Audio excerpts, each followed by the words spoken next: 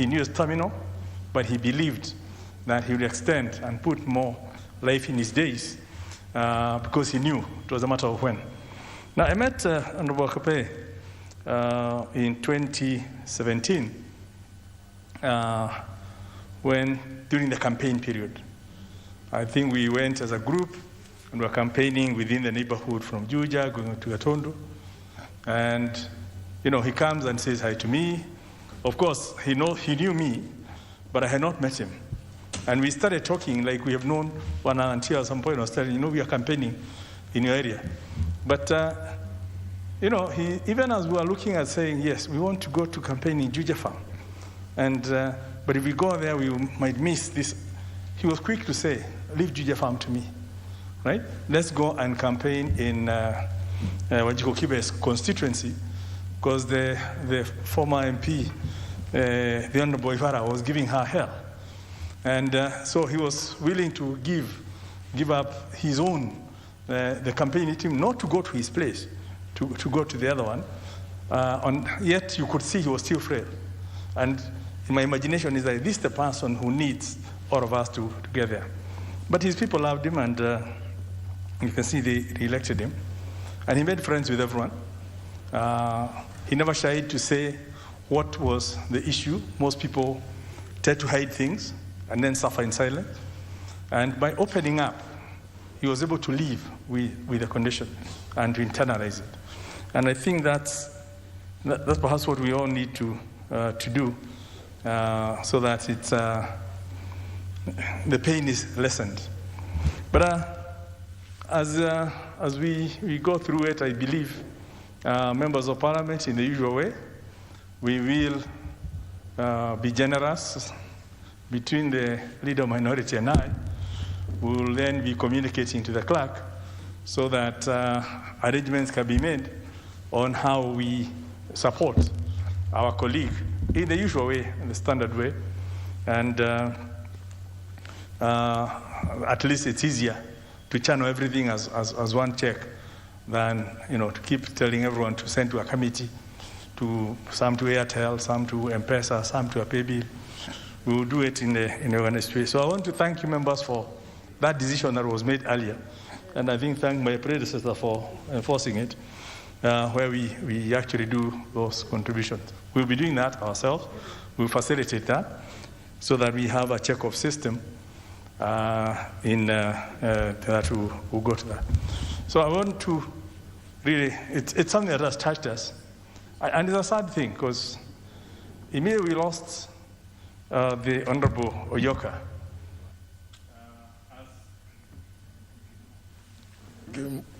Sorry. Immediately we lost Honorable Oyoka, even as I was writing the message to tell members. I was very much alive to the fact that Honorable Kape was in a very bad state. And indeed, my worst case scenario was like, do I need to write 2 messages? And it's come so close to Anna. So it's a sad time for this nation, for this parliament. And we do hope that we'll pray hard enough that we also be given a small break so that we can continue working without having to, to condole every other day. But we also must be realistic that it's God's wish, and we can only hope and pray that his soul rests in eternal peace. Thank you. Member for Turkana Central.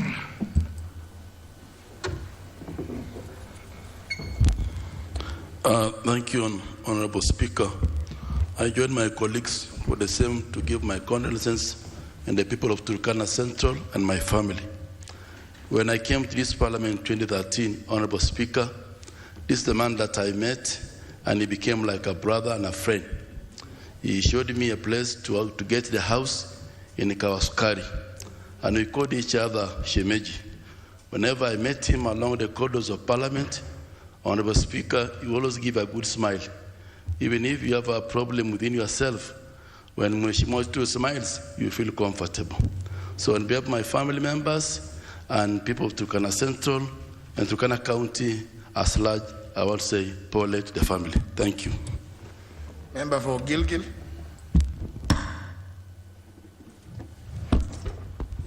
Thank you, Mr. Speaker. I also join you and my colleagues in eulogizing a great man, Mr. Speaker, Honorable Akape, whom I met in the 11th Parliament, and as has been said by my colleagues, Mr. Speaker, he was not shy of talking of what was ailing him.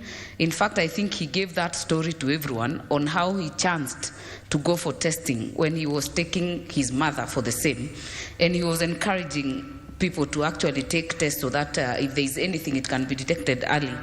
So on behalf of myself, my family, and that of the people of Gilgil, I just want to wish the family God's grace that surpasses all understanding, and to the people of Juja that on the loss of their MP, and hope that as the majority leader has said, that this 11th Parliament will get a break, because it's been quite some tough time for this Parliament. But I think, Mr. Speaker, even as we eulogize this great man, the one thing that would be in his honor would be to prioritize health. And I say this to the county governments, even as we fight for more resources, say to the counties, Mr. Speaker, through BBI and other areas, that county governors can honor the issue of Abuja Declaration of 1989, that not less than 15% goes to health. Let us bring India to Kenya, Mr. Speaker, so that the many people who are suffering out there from cancer, from illnesses that are terminal, are able to access this locally. With those few remarks, sorry to the people of Juja and to the family. May he rest in peace. No, Bandi.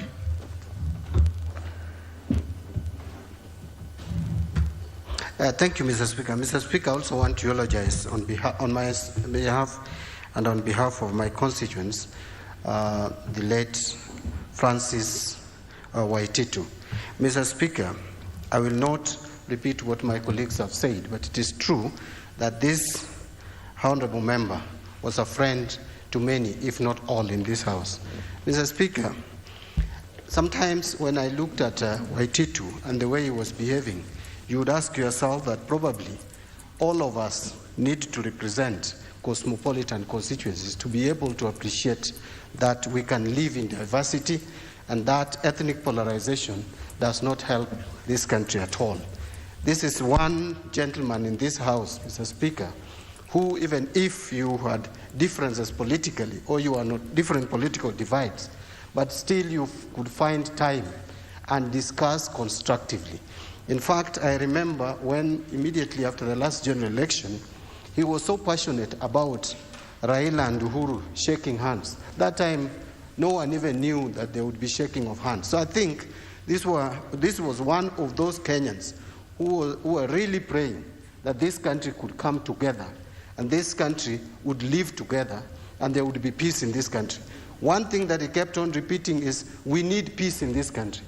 In fact, he would sometimes irritate you with that kind of statement, because he would repeat it several in your ears to hear. Those of us who are on the other side of the political divide could ask him that, are you asking for peace because you are in power and you want to remain in power and stay in power?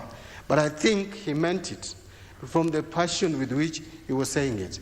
He was a friend to all of us, Mr. Speaker, and actually took me time even to know that he was unwell. Until a time came when I didn't see him for quite some time in the House, is when I got to learn that he was in India. Mr. Speaker, later he came out publicly and spoke about his condition and spoke about even other members of Parliament suffering the same. My concluding remarks would be, Mr. Speaker, I think we need to look at the health sector in this country to be able to address this issue of cancer. It has ceased to be a rich man's disease.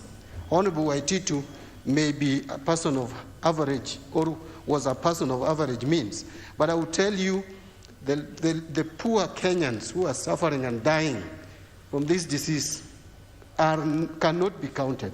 In fact, some of them die without knowing it is cancer. They term it other diseases, local diseases. Some people think they are bewitched, etc. But the truth of the matter is cancer is widespread in this country. As a country and as leaders, people who are policy makers, we need to think through this matter. It is something that we should not just leave to the counties as such. There should be a policy direction from the national government level. Thank you, Mr. Speaker, and I want to pray with the family of the late Francis Waititu, Honorable Francis Waititu. May God rest in eternal peace. Amen. Member for Kiambu Town, Jude Jomo.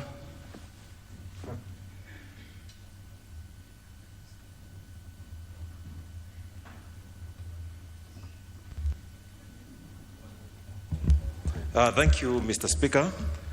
On behalf of my family, of the people of Kiambu, and myself, I would like to pass my heartfelt condolences to the family of Honorable Waitito Wakape, who passed on yesterday. Mr. Speaker, Honorable Waitito was a member of the Agriculture Committee, and we as members of the Agriculture Committee are very, very sad because he's the second member of the committee to pass on this year after Honorable Morunga, and it has really shaken the committee. And he was very, very active member of the committee. And I remember one time him arguing about the amount of money that we allocate to agriculture. Agriculture contributes 27% to the national basket. Yet we only allocate 3% to agricultural activities. And he would ask, are we having our priorities right? Because really, we should feed the animals that produce more so that they can give even more. And he was agitating so that we allocate more to the agricultural sector because it is going to make our country even better. Honorable Duale have talked about his bill. And I remember he consulted me widely when he was doing that bill because he was very, very passionate about it. Because we knew of people who had lost their property, not because they had borrowed, but because they had guaranteed some people or their relatives money. They have guaranteed them in the bank. But the bank would look at which property is more lucrative. And without consulting anybody, they would go on and recover or take auction the guarantor's property before even touching the borrower's property, which did not even look like it's naturally fair. And I remember supported his bill, but it was unfortunate that it never got to the presidential accent. He continued working very hard, even when he was sick. I remember him one time coming to the house with a statement that he wanted to read. But he had lost the power to read. So he was looking for another member who would read the statement on his behalf. He refused to go and sleep at home because he was sick. He said he will continue working. And he worked until he could not work anymore. He was that hardworking. And after he came from India for treatment, I remember he went and took a roadshow truck and went around his constituency, even came up to Githurai, telling people of how to keep off or what steps they should take so that they can get diagnosed at an early stage before cancer really started affecting them. So instead of many people would hide their problems, but he came out strongly and said, I am going to use this opportunity to help others not to get cancer. Mr. Speaker, like my chairman in Kamsi said, he was a member of our church here in Parliament. And he was very, very active. And he came until he could not be able to come to Parliament. He continued being a member of our church and being active. And I think the only way as a church we can thank him is by visiting his constituency like we had planned and supporting his church.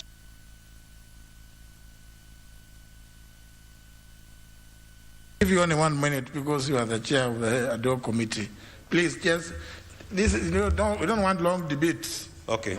Yes. Time was moving very fast. 2 minutes. 2 minutes maximum. Okay.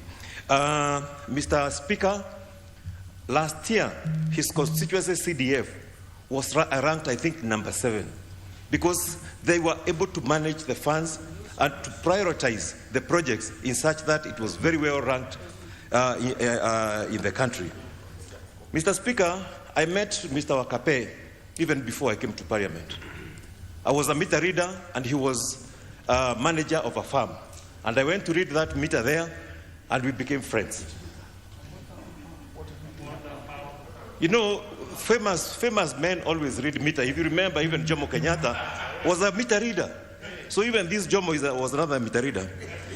So I came to learn that him as a manager of a farm would go out with his workers and he would pay bills to them. He was telling them, you take whatever you want, I will pay.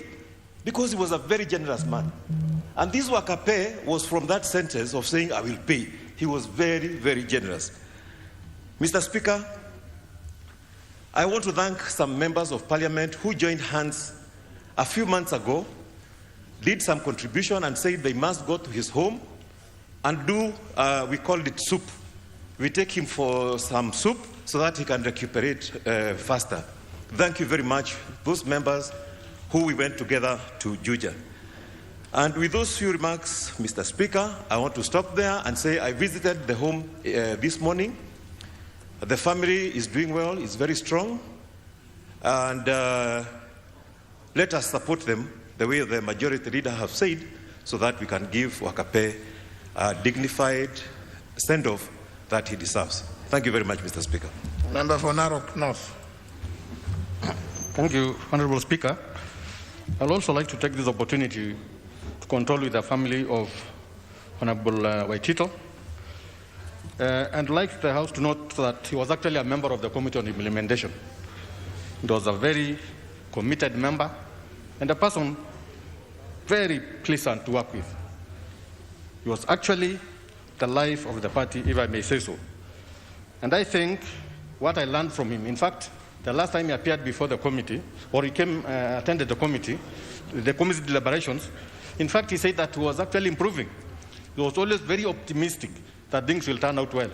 But unfortunately, as in all spheres of life, some things don't happen as we project. All I can say is that we are praying for his family, we are praying for his friends and his constituents, and tell them to be strong because a great man has rested. Thank you, Honorable Speaker. Member for Kiambu Town County, Honorable Mushomba. Thank you, Mr. Speaker. I rise to mourn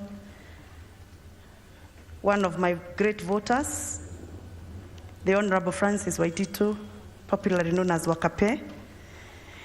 On behalf of the great people of Kiambu and the great people of Juja, I want to register my condolences. I wish to say great things to this great son of Juja, this great son of Kiambu, the great son of a peasant who appreciated his past and used it to capitalize on his achievements. Honorable Speaker, I got to know the famous Wakape when I was working in the radio sector. He was actually the chairman of Juja Salams Club, the club that used to send salams to everybody. And as a farm manager then, he used to list all his workers and he would send salams to them through radio and really wanted to be recognized on behalf of his workers. He was a great manager. He was a very sociable person. And oftenly, he was referred to Wakape because he used to say, Wape nitalipa. Give them what they are consuming, I will pay on their behalf. Honorable Speaker, Wakape has taught us to be loyal, a virtue he has held on until his death. He always spoke about his days when he served as a farm manager and how his bosses supported him in his political career, something that is not very common to most political career members. He enjoyed his life, and most of all, he loved ladies.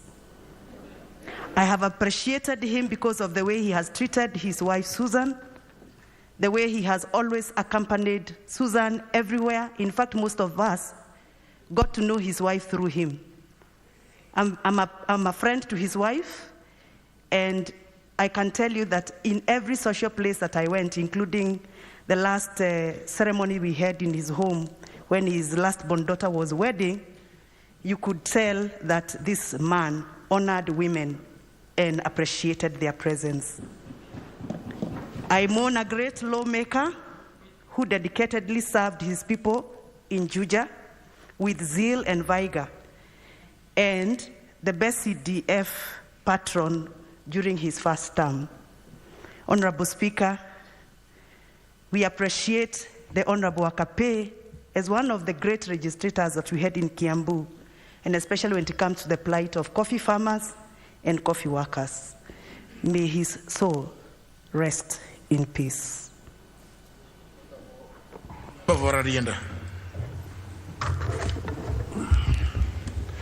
Thank you, Mr. Speaker. Mr. Speaker, on behalf of the people of Rarieda, my family and I, let me join in condoling our late colleague, Honorable Francis Waititu.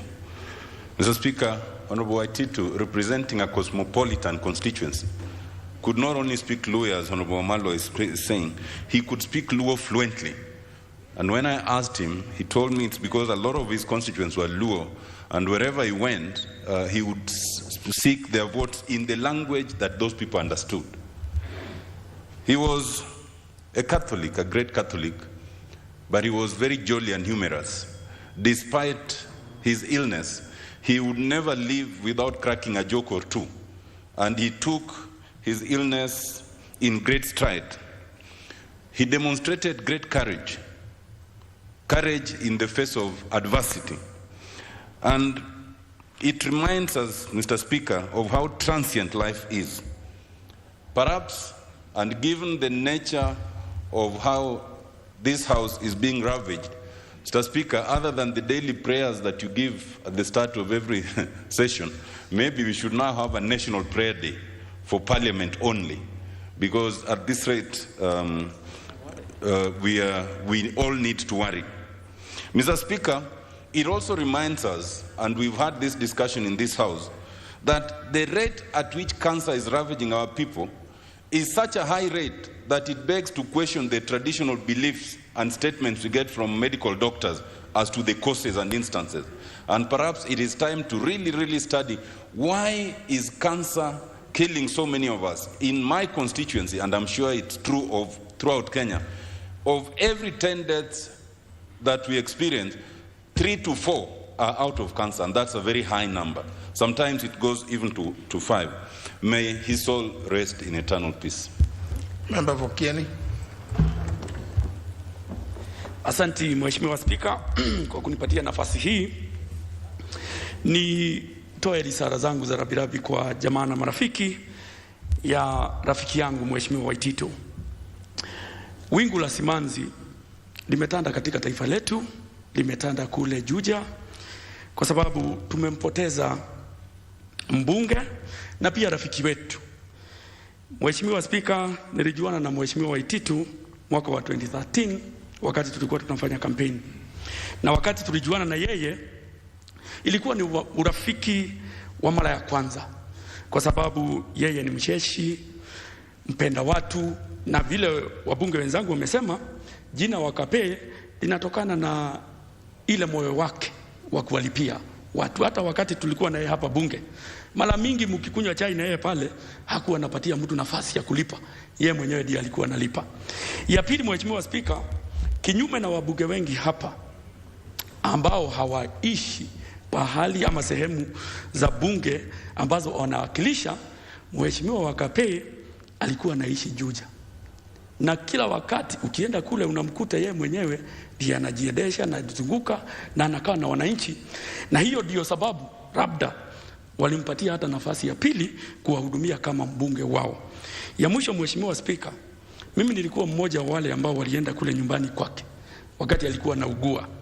Na kila wakati tulipoenda kumtembelea, alikuwa anauliza ile bili yangu imefika wapi, hata kama wakati huo ugonjwa ulikuwa umemshika sana.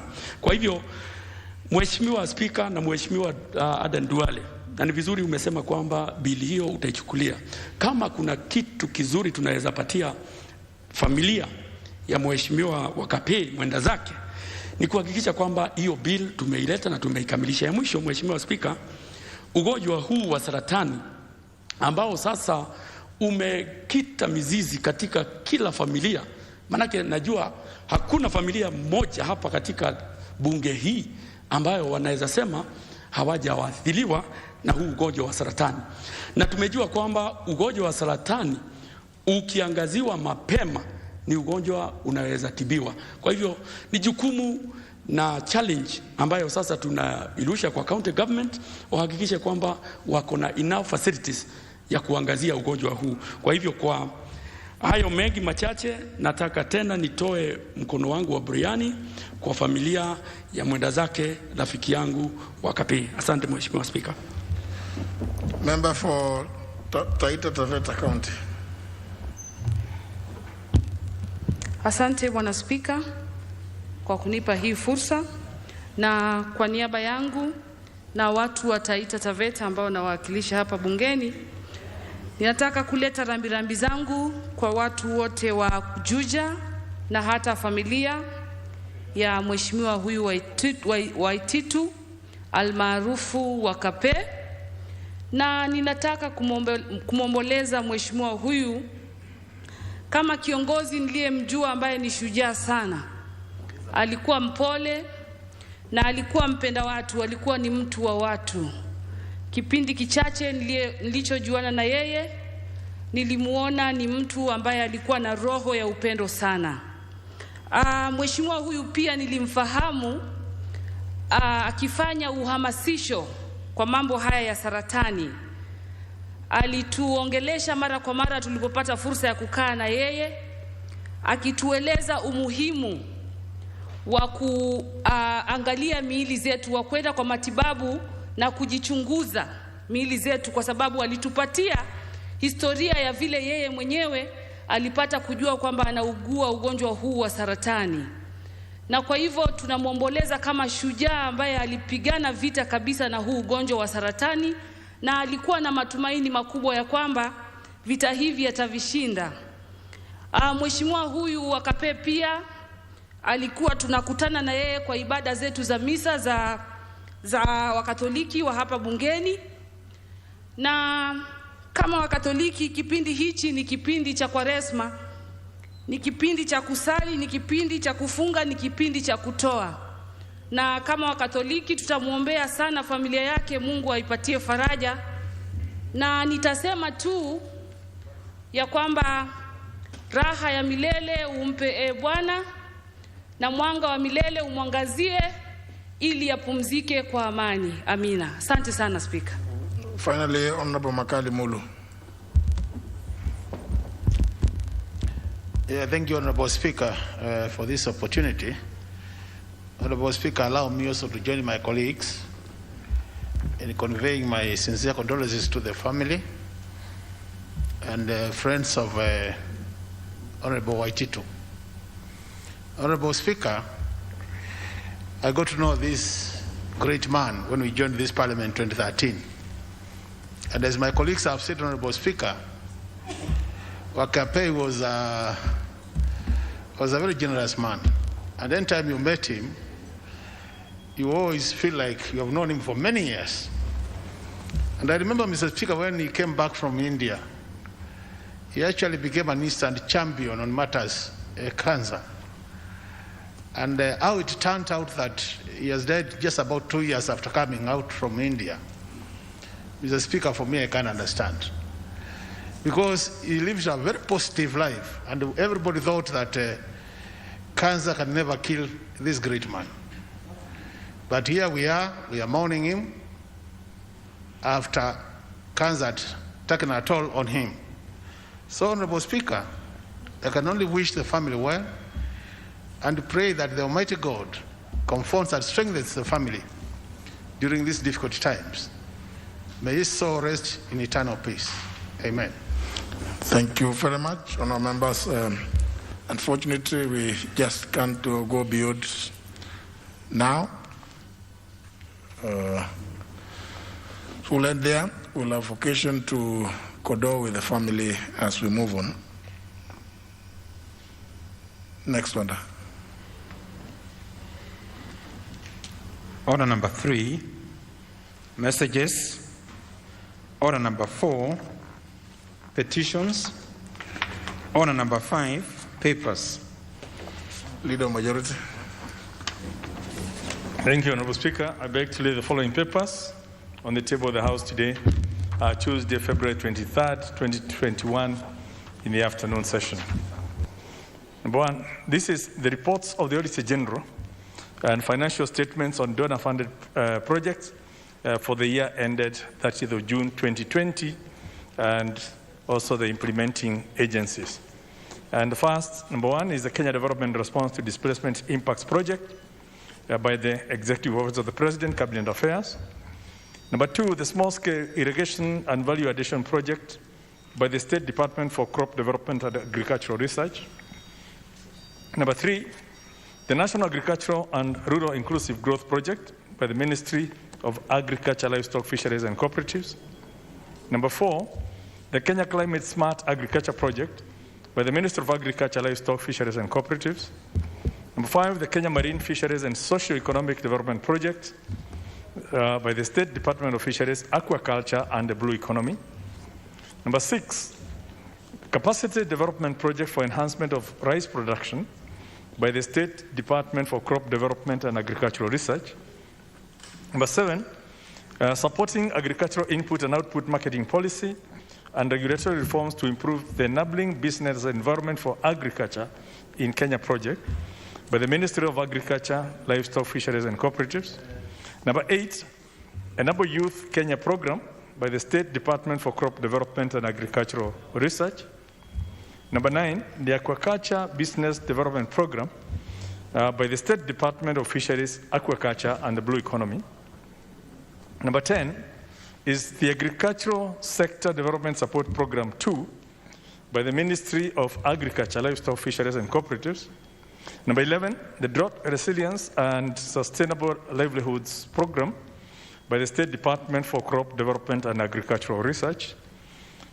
Number 12, the Kenya Cereal Enhancement Program, Climate Resilient Agricultural Livelihood Window by the State Department for Crop Development and Agricultural Research. Number 13, the Rice-Based Market-Oriented Agricultural Promotion Project by the State Department for Crop Development and Agricultural Research. Number 14, Strengthening Fertilizer Quality and Regulatory Standards in Kenya Project by the State Department for Crop Development and Agricultural Research.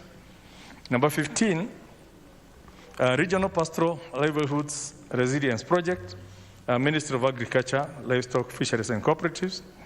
Number 16, Instrument for Devolution Advice and Support Project by the State Department for Devolution. Number 17, the Kenya Symbiosity Program Grant by the Council of Governors.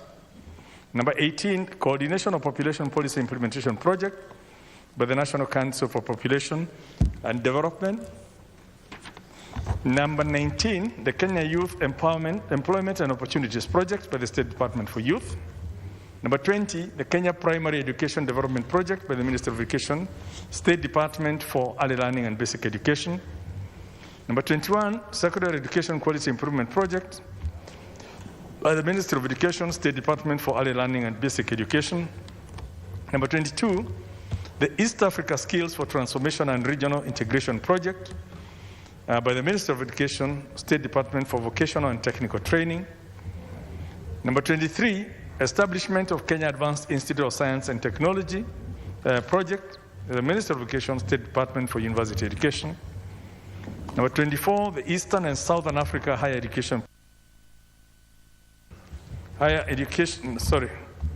the Eastern and Southern Africa Higher Education Centers of Excellence, that is ACE2 project by the State Department for University Education.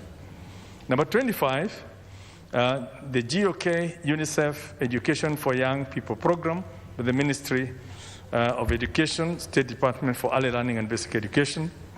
Number 26, Support to Enhancement of Quality and Relevance in Higher Education, Science and Technology project by the State Department for University Education. Number 27, the Kenya Italy Debt for Development Program, Ministry of Education, State Department for Vocational and Technical Training. Number 28, Support to Technical Vocational Education and Training for Relevant Skills Development Project, Phase 2, by the State Department for Vocational and Technical Training.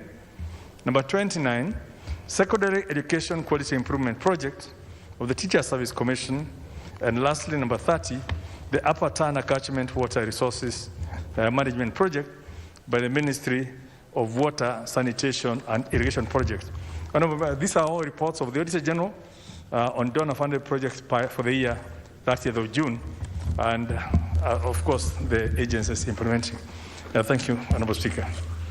Very well. I think Honorable Wandai, you can tell that there's already too much. Today's 30, and last week I think there were more than 70 which were tabled. So I think you have more than you need to do. And next, the chairperson, Select Committee on National Government Constituency Development Fund, Honorable Munyinyi. Thank you, Honorable Speaker. I beg to lay the following paper on the table of the House. Today, Tuesday, February 23, 2021, afternoon sitting. Report of the Select Committee on the National Government Constituency Development Fund on inspections of National Government Constituency Development Fund projects in 16 selected constituencies. Thank you, Mr. Speaker.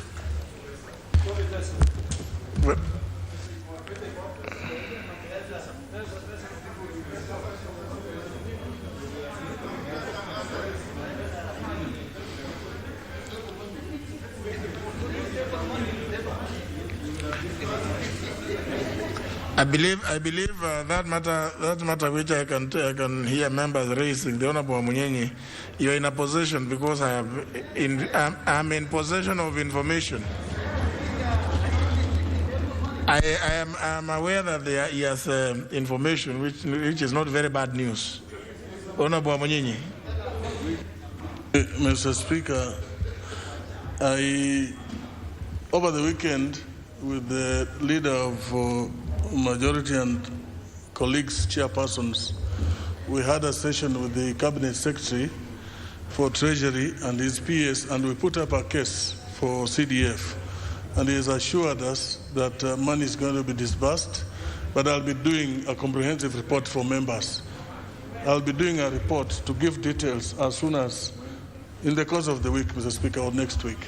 But it's promised before even we move into supplementaries and budget, we would have finished all the CDF funds. Thank you, Chair. Very well, very well. I think just check because he has forwarded certain information. Perhaps just need to check further. Next order.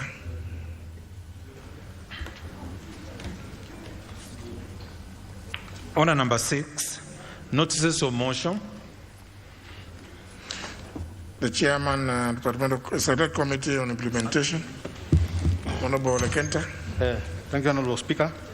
Honorable Speaker, I beg to give notice of the following motion: that this House adopts the report of the Select Committee on Implementation on the implementation status of the report of the Departmental Committee on Labour and Social Welfare on a petition regarding deplorable working conditions of workers at the Kuala International Sugar Company Limited, laid on the table of the House on Thursday, November 26, 2020.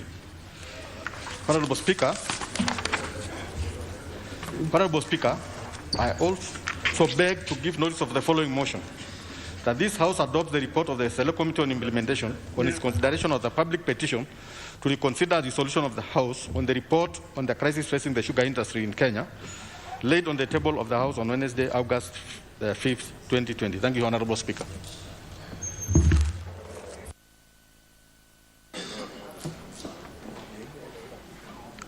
Order number 7, questions and statements.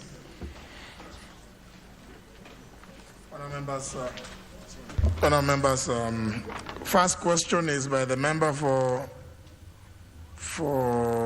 Imenti, Central Imenti, the Honourable Moses Ngushine Girima, who has requested that this question be deferred. His request has been acceded to, So that question is deferred. The next one is by the Honorable Gideon Ochanda, member for Bondo constituency, who similarly has requested for deferment. Request has been acceded to. So we move to the third question. Member for Kibwezi East, the Honorable Jessica Mbalo.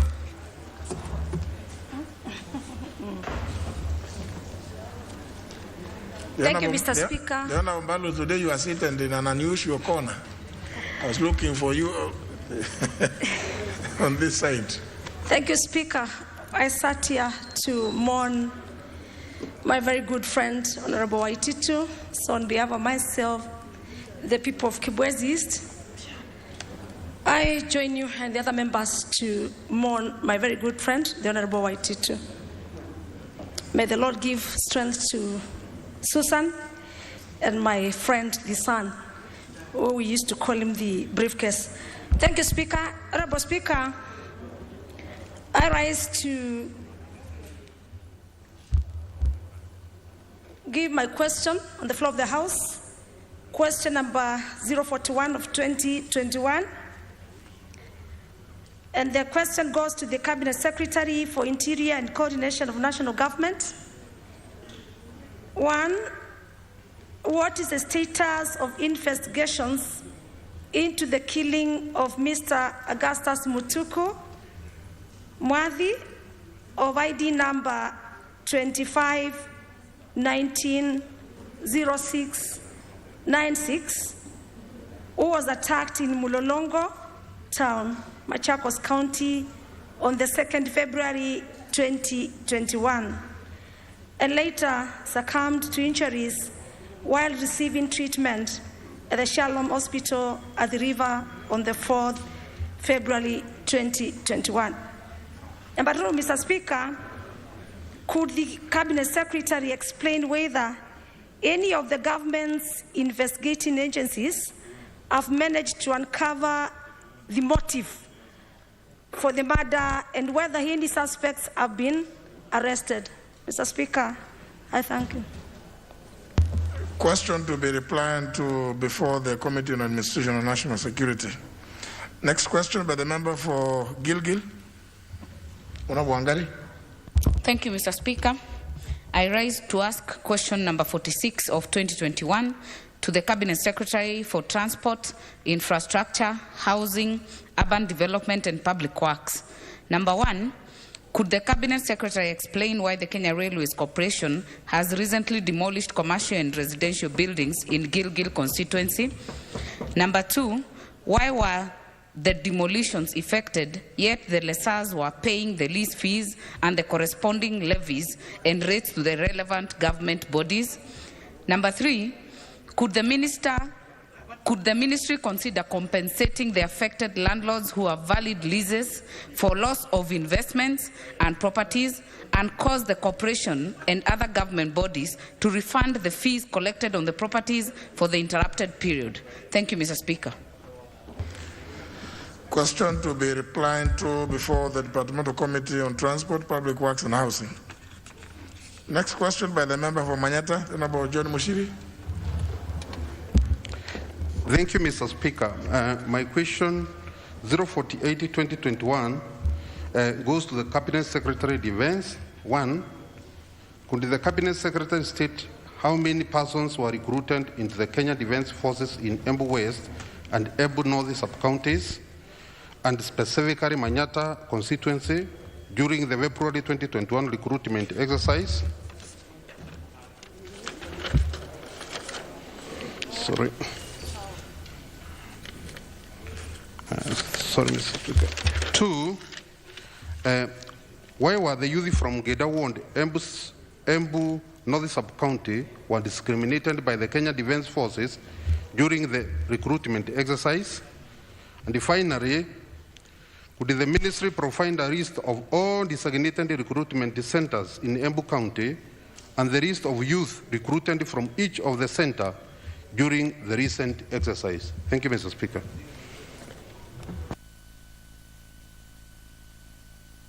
Question will be responded to before the Departmental Committee on Defense and Foreign Relations. Next question by the member for Laikipia East, Honorable Mohammed Dedi. Thank you, Mr. Speaker.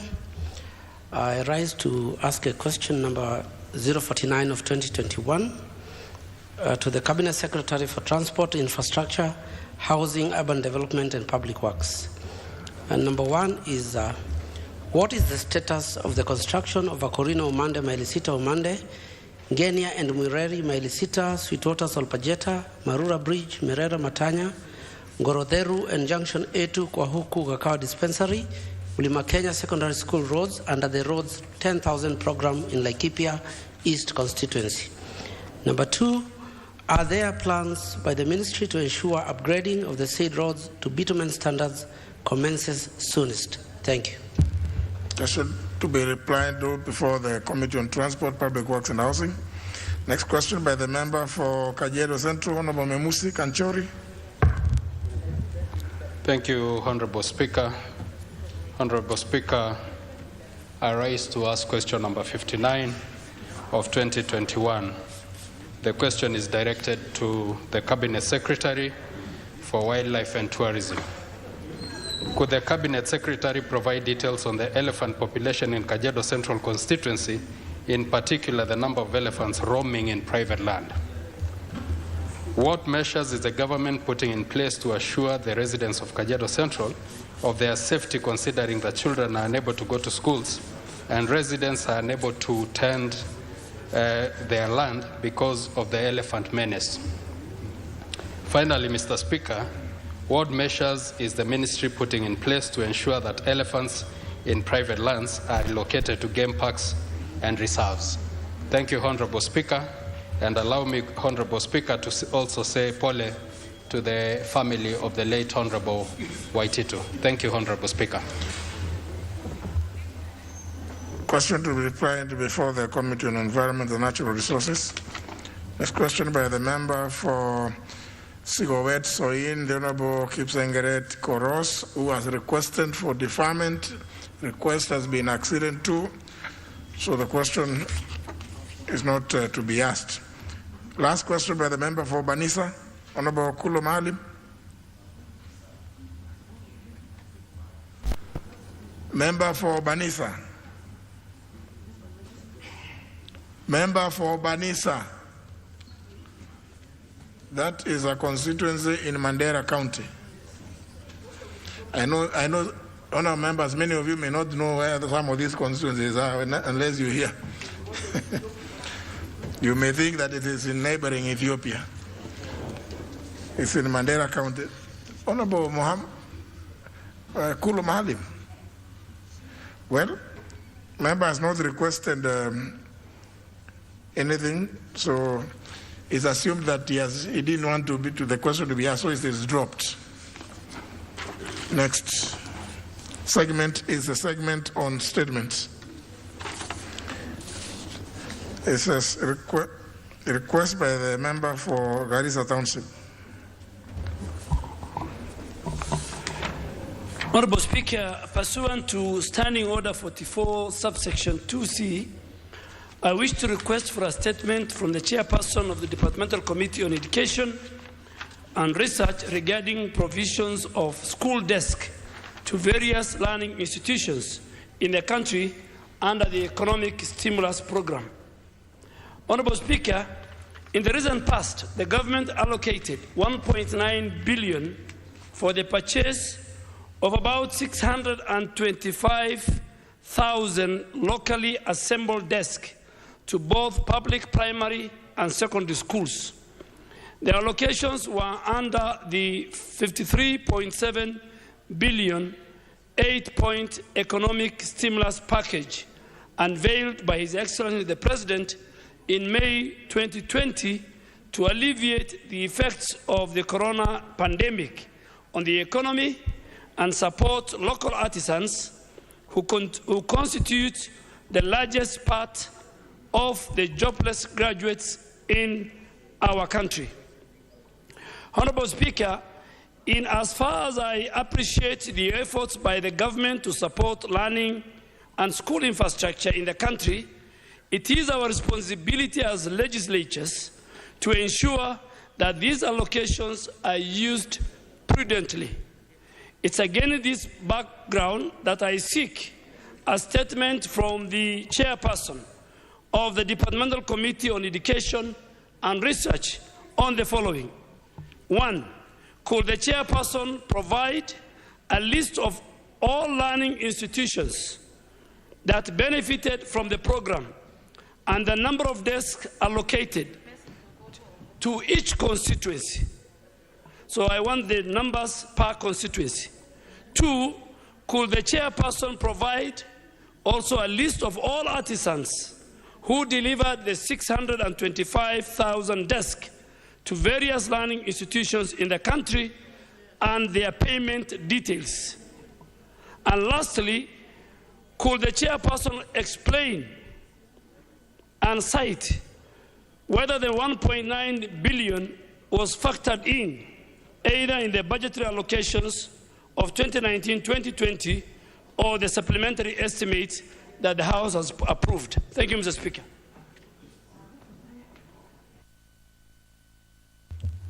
The Chair, Education Committee, Honorable Mutua Florence.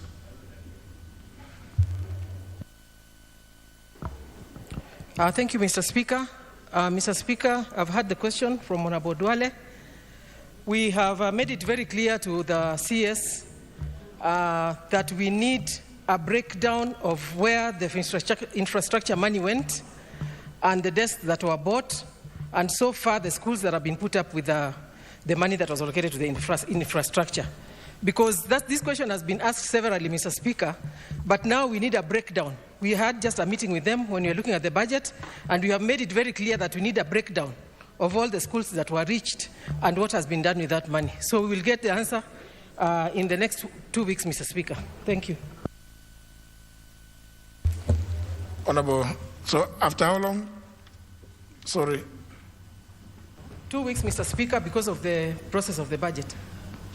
2 weeks, Honorable Duale. Very well, Honorable Florence Mutua.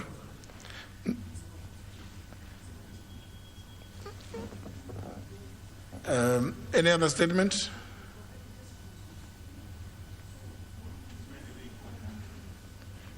Honorable Koinange. Yeah, thank you, Honorable Speaker.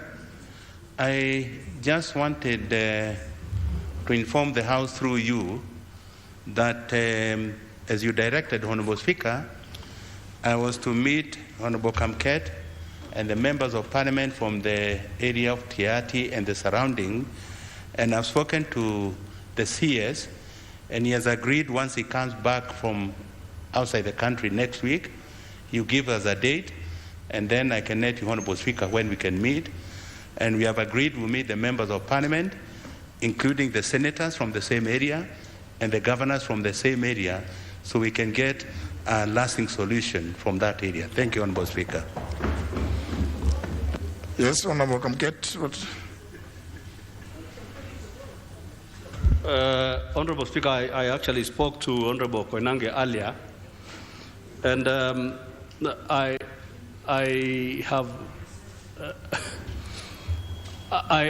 will go by what he says, as long as he keeps his word. But I'll go by what he says. Thank you, Mr. Speaker.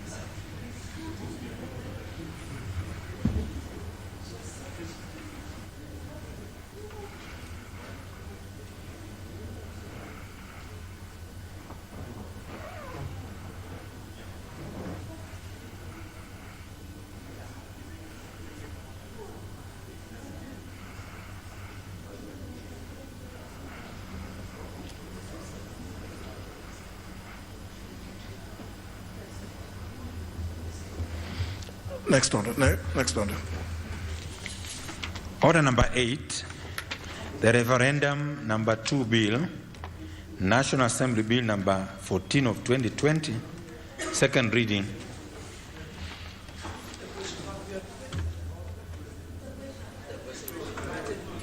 I think quite a number of you, when the House rose, the Honorable Sosion was on his feet. He has a balance of 6 minutes. Honorable Sossion is... do I hear the agitation in the House as being that we call the mover to reply? Very well, honourable members, let me test whether that is the real desire. I put the question, which is that the mover be called upon to reply. Will as many as that opinion say aye? Aye. Will as many as counter opinion say nay? The ayes have it. Mover, Honourable Tiende Molo. Thank you, Mr. Speaker. Mr. Speaker, first, let me thank the members who spoke to this bill. All the members who spoke in support of the bill with various suggestions in terms of amendments and all. Mr. Speaker, overall, there were three types of responses. First, there are those members who made observations which are already actually covered in the intended amendments that the committee had identified. The second category were members who made observations which are worth considering, and the committee will do that. Thirdly, Mr. Speaker, are those members who spoke to certain aspects which only require explanation. But overall, Mr. Speaker, I want to thank all the members and also the leadership of CIOC.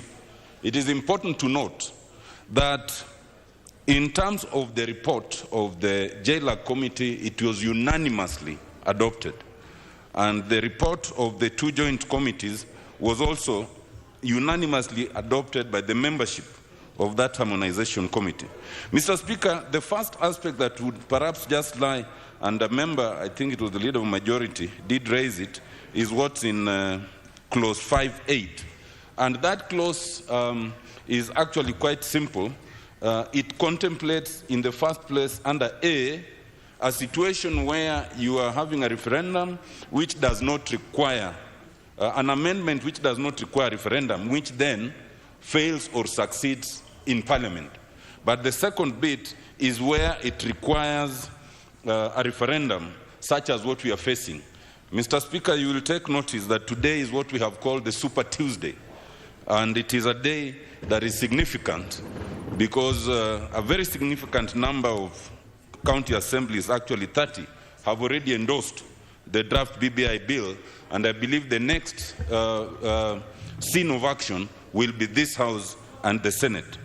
Mr. Speaker, some members did speak to the question of the Supreme Court, that why are we not going to the Supreme Court on such a fundamental issue of a referendum? Mr. Speaker, the issue is simple. The jurisdiction of the Supreme Court is captured by Article 163(4).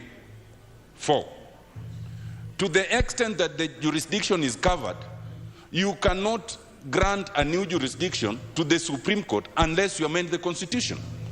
The election petitions are able to go there directly because that's what the Constitution says. So if we are so desirous, then that is something to consider in terms of amending the Constitution itself. We cannot bring it by way of the referendum bill. But in any case, as we do that, we must be alive to the fact that as contemplated right now, the process of challenge would take up to 72 days from the High Court to the Court of Appeal. That is 2.5 months. Do we want to prolong that period of holding the will of the people in abeyance? And that is something that the committee did consider. Mr. Speaker, there's a fundamental issue in terms of the multiple questions. Mr. Speaker, this bears explanation. The first two things to note, Mr. Speaker. First of all, while a reading of Article 257(1) and 2 might suggest that you can actually proceed in referendum by way of a general suggestion or a formulated draft bill, 257(3) is very clear, and it reduces it that if it's a popular initiative in the form of a general suggestion, then the promoters of that bill shall formulate it into a draft bill, shall. So ultimately, under 257, the only thing you can bring is a bill. There is no question of general ideas. And we must disabuse the supposition, therefore, that you can bring general suggestions, multiple suggestions. The law, the Constitution requires the promoters to reduce it into a bill. whatever it's there. And that is why, Mr. Speaker, you will see that in the JLAC committee, paragraphs 35 to 38, that is on page 30, and also in the joint committee of JLAC and CIOC, page 9, we were unanimous that you can only bring a draft bill. Whatever issues there are, you reduce them into a bill. It is important, another issue that is important, can we do a general referendum? These are issues that will be coming at the committee stage. Mr. Speaker, as a committee, we came to the conclusion that the only referendum expressly contemplated by the Constitution is under Article 255 to 257. There is no other provision of the Constitution that appears to contemplate any other referendum. And so the question that will be asked then is, can you then bring general issues? Now, you then come to Article 1, and Article 1 contemplates that the people can exercise their sovereignty either directly or through their elected representatives. What therefore some people have suggested is that if you have such issues, then bring it to the elected representatives of the people. But others have suggested, and that's not really for this debate now, that nothing stops you from doing it. But as we contemplate it, we must know that this can also be abused. As much as you could want to have a very positive referendum, what if you have a mischievous president who then asks the question in a referendum that they want to be president for life without amending the Constitution? Or you have a local referendum that some people are talking about of a county that then poses the question that they want to secede. So as we contemplate that possibility, we must be alive to the dangers of opening that door. Mr. Speaker, on the question of verification, many members spoke to this, and indeed the question of verification is a very difficult question. It should be noted, Mr. Speaker, that all the members who spoke to this raised the question but did not give an answer. It is precisely because of the difficulty. The difficulty, and right now, what we contemplated was that the Commission will verify that the support is at least of 1 million registered voters. And the mitigation, Mr. Speaker, is that then the Commission will publicize that full list. And as they are publicizing it, we have given the option of readdressing this question by way of regulations. And we must remember, Mr. Speaker, that those regulations must come to this House before they are adopted. Mr. Speaker, lastly is on the question of giving the county 90 days. And some members did say that that is too long. It may very well be that it's too long. But, Mr. Speaker, that's what the Constitution says. So we do not have an option in terms of making that adjustment right now. The only adjustment we can and we have is restricting the time that Parliament then has. And we have suggested that Parliament will only have a maximum of 30 days. Mr. Speaker, with that, I beg to reply. Thank you.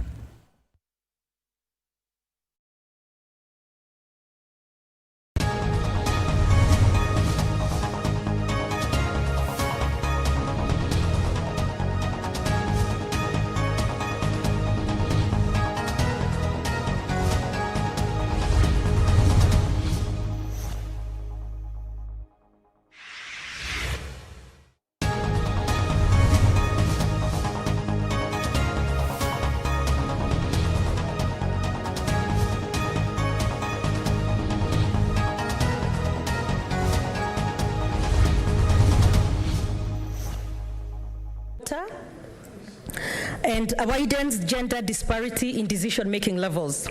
Gender inequality allows corrupt networks to grow. It hinders progress towards gender equality and presents a barrier for women to gain full access to their civic, social, and economic rights. Mr. Speaker, sir, allow me to take this opportunity to caution on the potential impact of corruption during the prevailing COVID-19 pandemic. The government of Kenya has allocated many resources towards programs to manage the pandemic. These funds have the potential to have less oversight and transparency as they move rapidly to meet the urgent needs resulting from the pandemic. Already there have been cases of scarcity in essential protection, life-saving equipment, adequate assistance, and the provision of vital services. As Senate, we must judiciously play our oversight over these funds. Otherwise, it will affect our ability as a country to respond to and recover from this pandemic. Even worse, it will cripple our ability to respond and facilitate services towards other key sectors, like education, water, and agriculture, amongst others. Mr. Speaker, sir, I would like to urge the Committee on Health, when the time comes for the vaccines against COVID-19 to be distributed, it is crucial that every effort is taken to ensure that corruption does not prevent or impede the equitable availability and distribution of the vaccines, or at worst, the falsification of the vaccines. Mr. Speaker, sir, as we engage in the budget process for the financial year 2021-2022, this year, I urge the Standing Committee on Finance and Budget to interrogate the various budget documents that will be brought before the Senate using a gender lens. It would be progressive to have line ministries and government agencies present reports to the Senate supported with the sex disaggregated data demonstrating the impact that budget allocations have had on services delivered to men and boys, women and girls. Time is overdue for our committees to conduct oversight using a gender lens. For bills at the pre-publication scrutiny to contain a legislative impact assessment, and for a legislative impact assessment to be carried out once a bill has been passed into law and operationalized. Otherwise, as a Senate, we will be incapacitated to make informed decisions and promote meaningful gender equality and equity. Mr. Speaker, sir, it would be irresponsible of us not to play our lawmaking role through ensuring that a strong legal framework to curb corruption is in place. This involves passing national anti-corruption legislation and creating an environment that makes corruption more difficult by promoting transparency. As a Senate, we must also be open, transparent, and accountable. I take this opportunity to recall that the Standing Committee on Justice, Legal Affairs, and Human Rights had been tasked to review existing laws on anti-corruption and present a report to the Senate. Allow me to urge the committee to expedite this matter and present a comprehensive report enumerating the various gaps in law that continue to hinder efforts to curb corruption, including a draft bill for our consideration. Colleagues, let us make a concerted collective and individual effort to build effective, transparent, accountable, and inclusive institutions and reduce illicit financial flows, strengthen the recovery and return of stolen assets, therefore reducing bribery and corruption. Above all, let us remove barriers to achieving gender equality and equity. Thank you, Mr. Speaker, sir. Okay, before I give Senator Odedama, let me commit the statement by Senator Petronila Were to the Committee of Labor and Social Welfare to look at the issues raised and give us a report. Senator Odedama.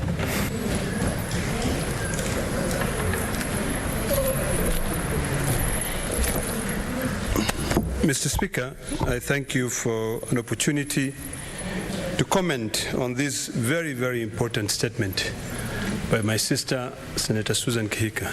Mr. Speaker,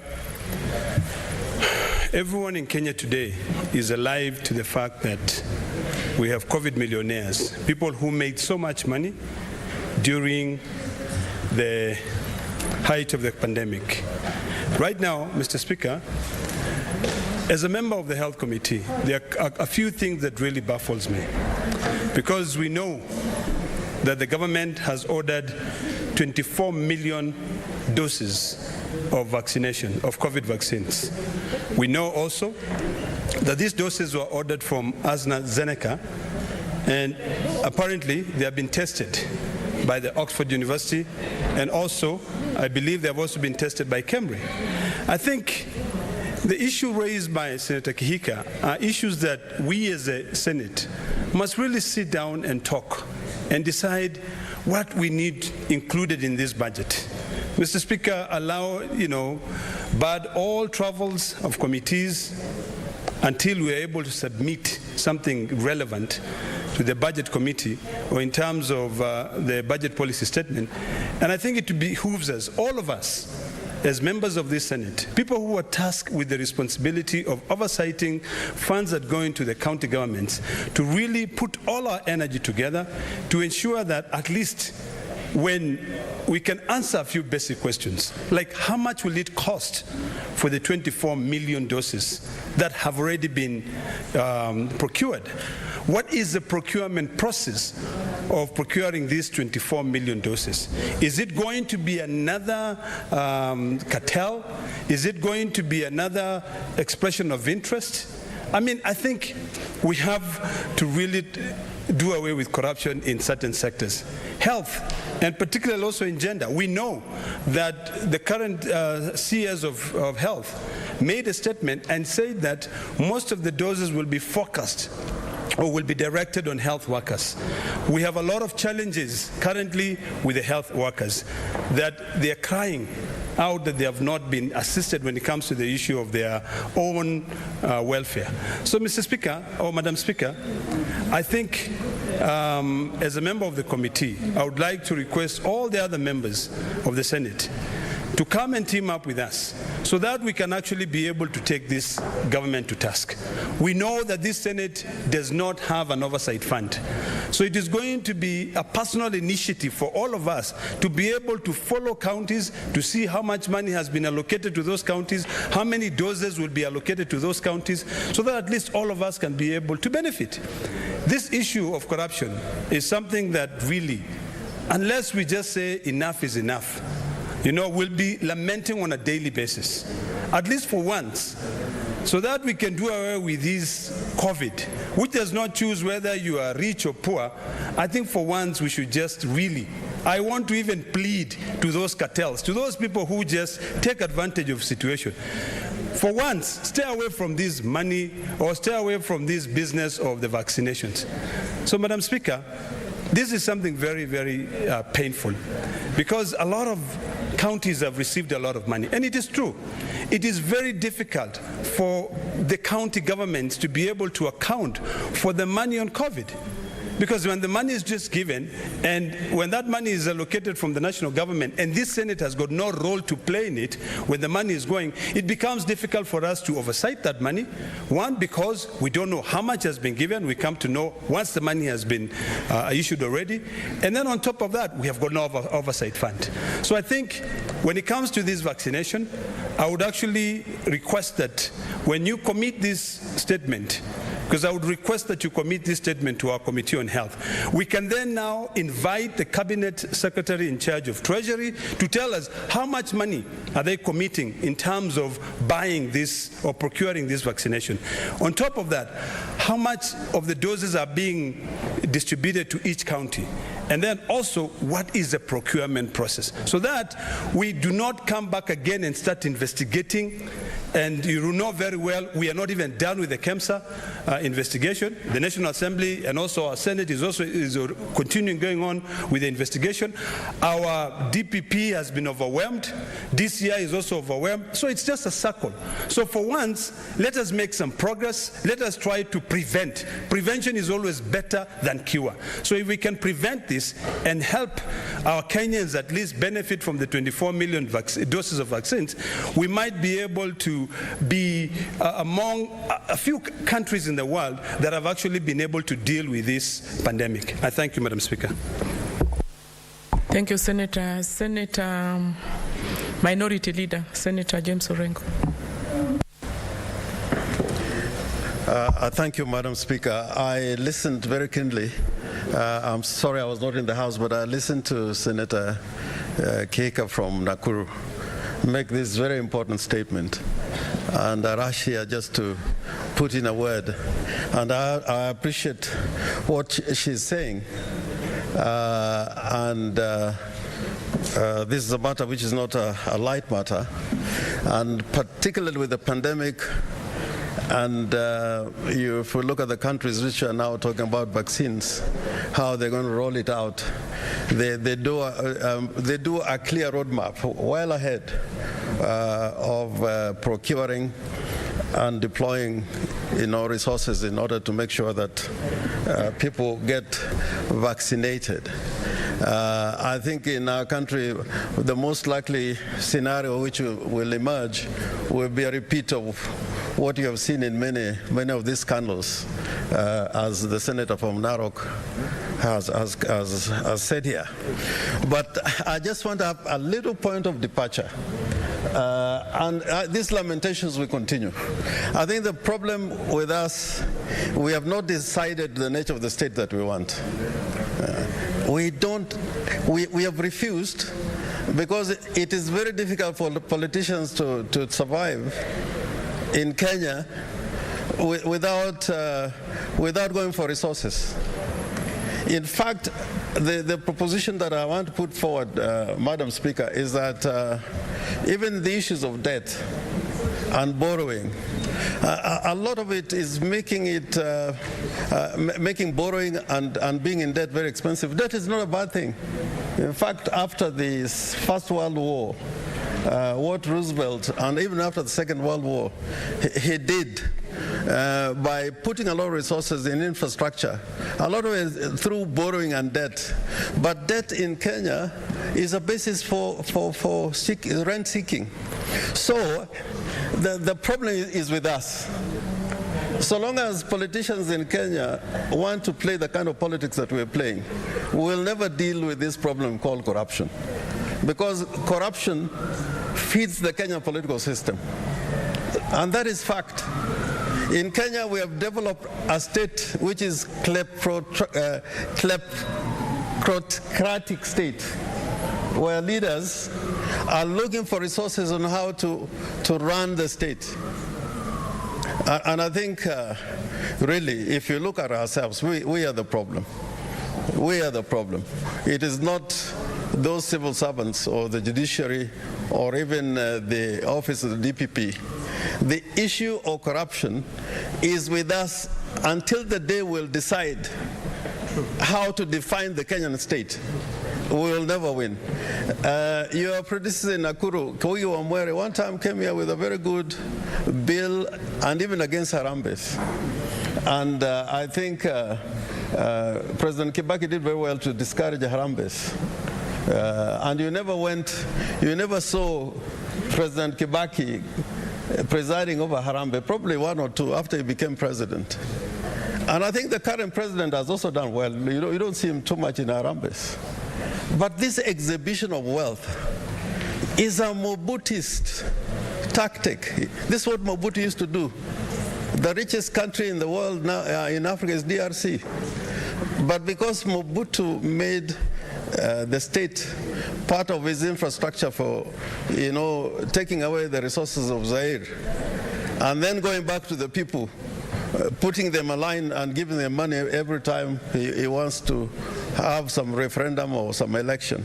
So I think at the end of the day, I want to support Koigi Wamwere at the time when he spoke about this issue of corruption, that the biggest problem is the politicians who are determining what the Kenyan state is like. And the problem is the Kenyan state. For example, Madam Speaker, with the type of monies we give out there in Harambes, if you talk to an ordinary senator in the United States of America, they'll be surprised how we are doing this. One time I had a friend from South Africa who was very senior in the South African government, even up to now. She's been a minister there for 20 years. When I took her to my activities over the weekend, she was simply taken aback. How can you be able to do this? How can a public officer, a state officer, be taking out money and giving out there as Harambes? It only happens in Kenya, really, in the way it is going. If we took the model of Mauritius, Mauritius had a lady who was a president, and just a little, she took some little trinket, which she did not declare.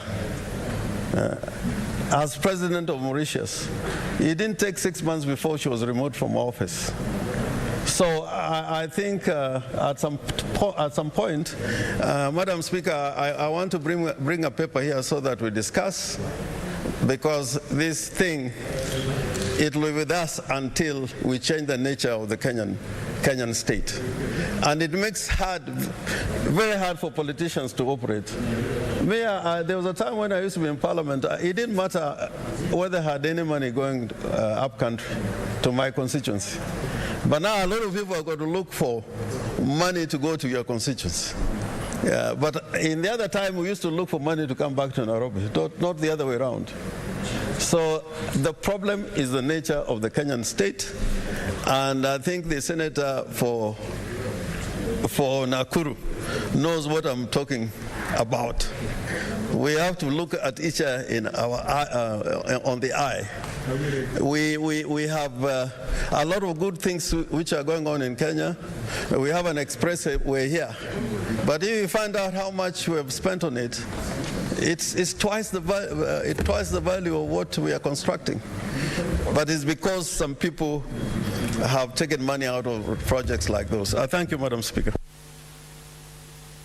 Thank you, Senator. Finally, Senator Musoruve, please make it brief because we are running out of time. Thank you, Honorable Speaker, for giving me this opportunity to support the statement from Senator Kihika, and agree with the Senator's statements, Honorable Speaker, that there is need to interrogate documents, and it's very important to interrogate documents that go to the county government to ensure that even when money is going there, it should be a budget that is disaggregated in the sense that we see how women can benefit, how children can benefit, how the people with disabilities can also benefit, Honorable Speaker. And Senator Kihika has said rightly that constitutionally, when we look at Article 43, everyone has the right to socio-economic rights, and we have to ensure that children, women, and families have water, have schooling, and are able to access these rights, Honorable Speaker. But because of corruption, sometimes, Honorable Speaker, they're not able to access these rights. So we have to see as a Senate, how can we even oversight the money that goes to the counties? And Honorable Speaker, even as we talk about the COVID-19 vaccine that is coming, I'm just praying and hoping that it will not be a money maker somewhere.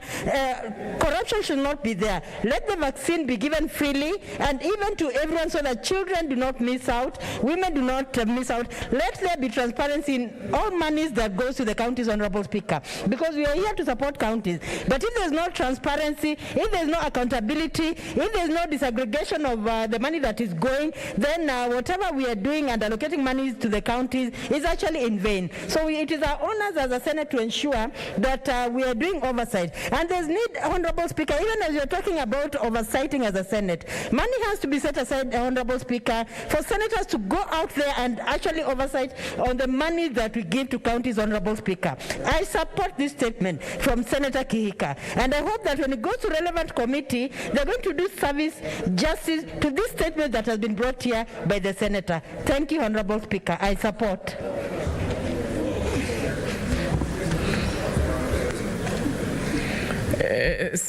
Okay, Senator Wetangula, just a minute or so.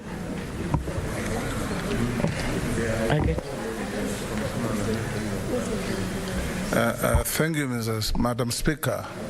I also rise to support and congratulate Susan Kihika, the distinguished senator from Nakuru, for bringing this statement to the floor. And before I say anything, to also welcome her to the baptism of fire that I saw her experience over the weekend.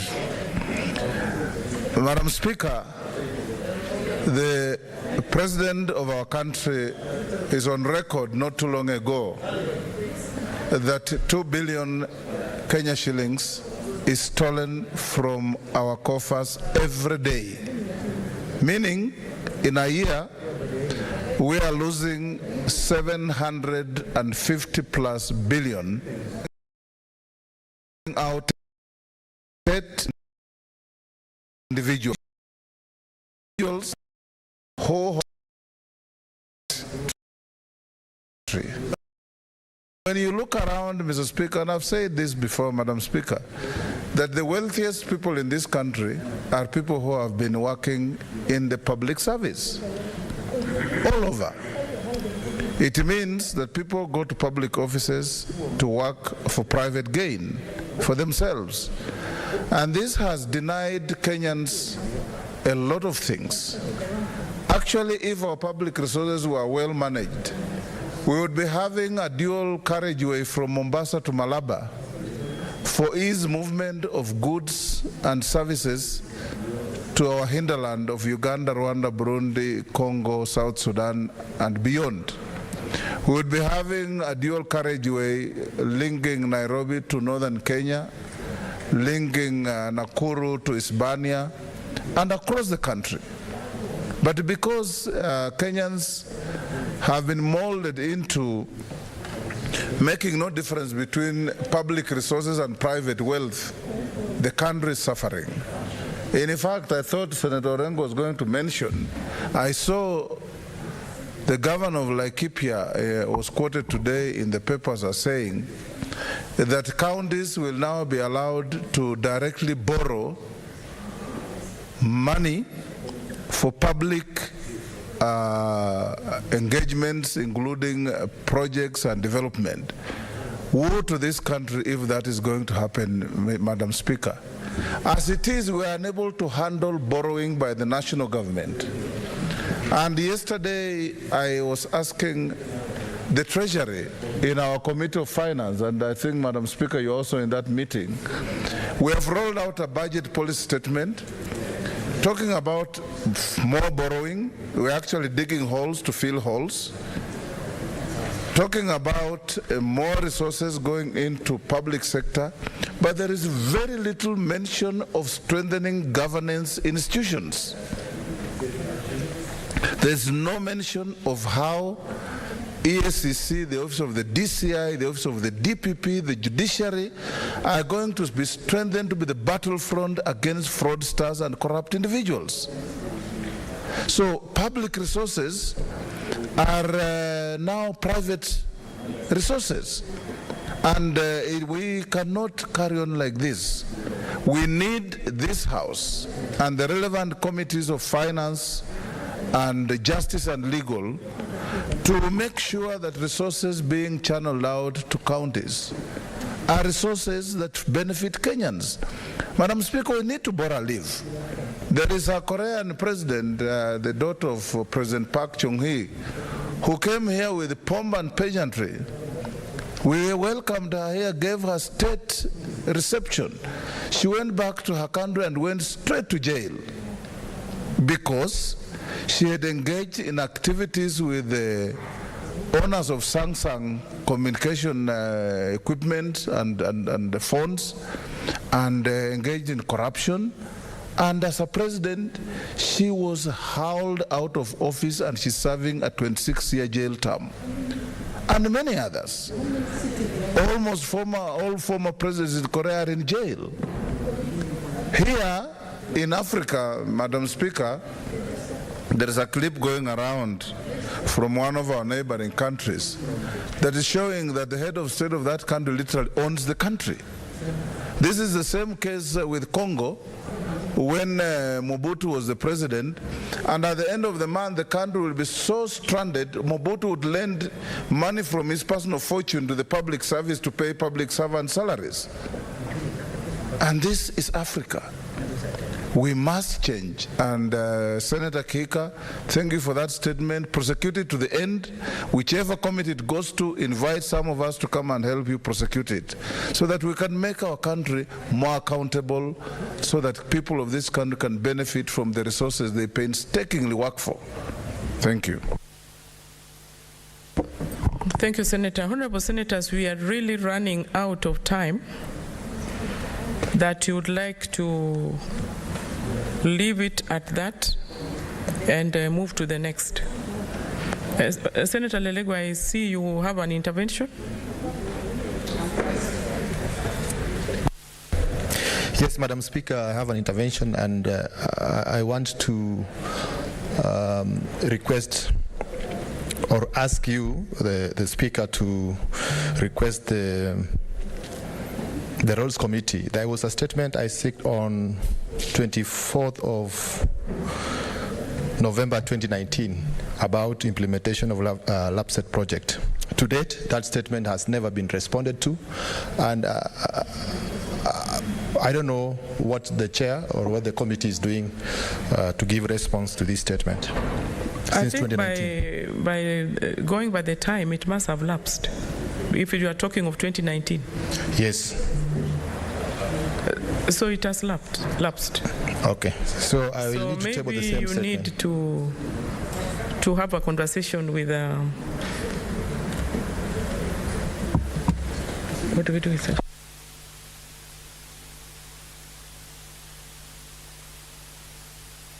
I'm being made to understand that statements don't lapse.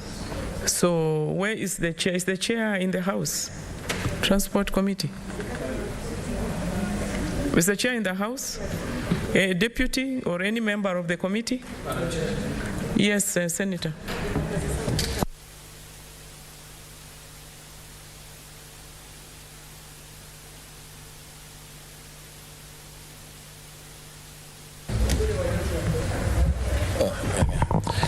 Madam Chair, I sit in that committee. I'm a member of the Roads Committee. And so I think what I will undertake to do, Madam Chair, is that I will brief the committee tomorrow morning. We have a meeting tomorrow morning. I will brief them on that request by Senator Lelegwe, and we'll definitely get in touch with him on what we need to do about his statement. I thank you, Madam Chair. Thank you, Senator. We expect to get some response immediately to this to Senator Lelegwe. Yes, Senator Pareno. Yes, Madam Speaker. I had hoped to contribute, but at least everybody else has been able to say as much. But my point of order is on referring this statement very important statement by Senator Kihika to the relevant committee. I didn't hear you make a conclusion on that. That would help us to fast track That does not necessarily mean to need to be taken to any committee. It is, I think, for the information of the House, Senator Keika.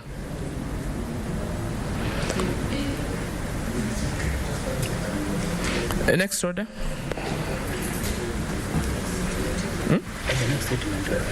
Yeah, the next statement is by Senator Ambito. Senator, you have two statements. Our time is spent. I would expect you to read them. Maybe you can allow one comment. Just do the first one and then the second one. Then we can allow maybe one or two comments. Time is spent.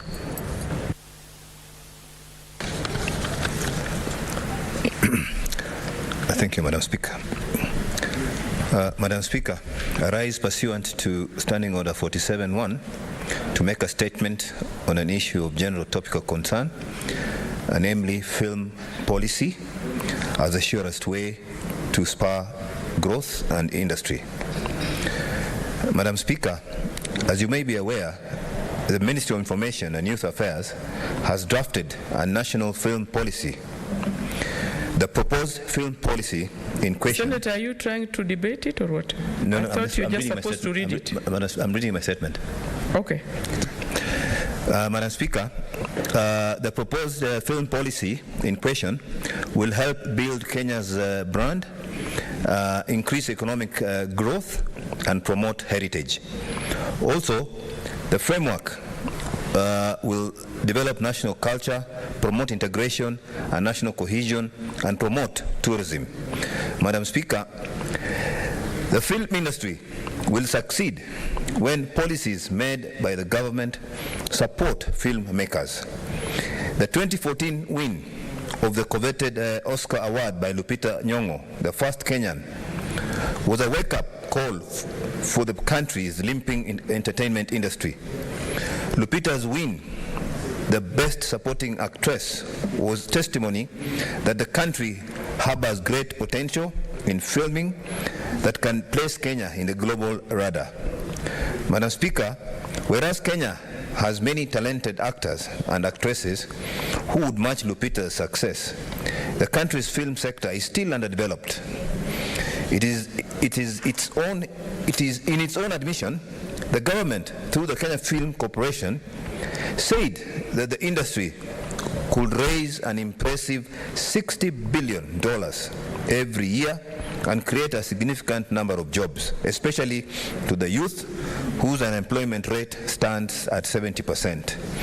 Madam Speaker, however, despite this huge potential, and for some strange reasons, the successive governments, all grappling with serious youth unemployment, have not nurtured performing arts and film industry to make it an economic magic.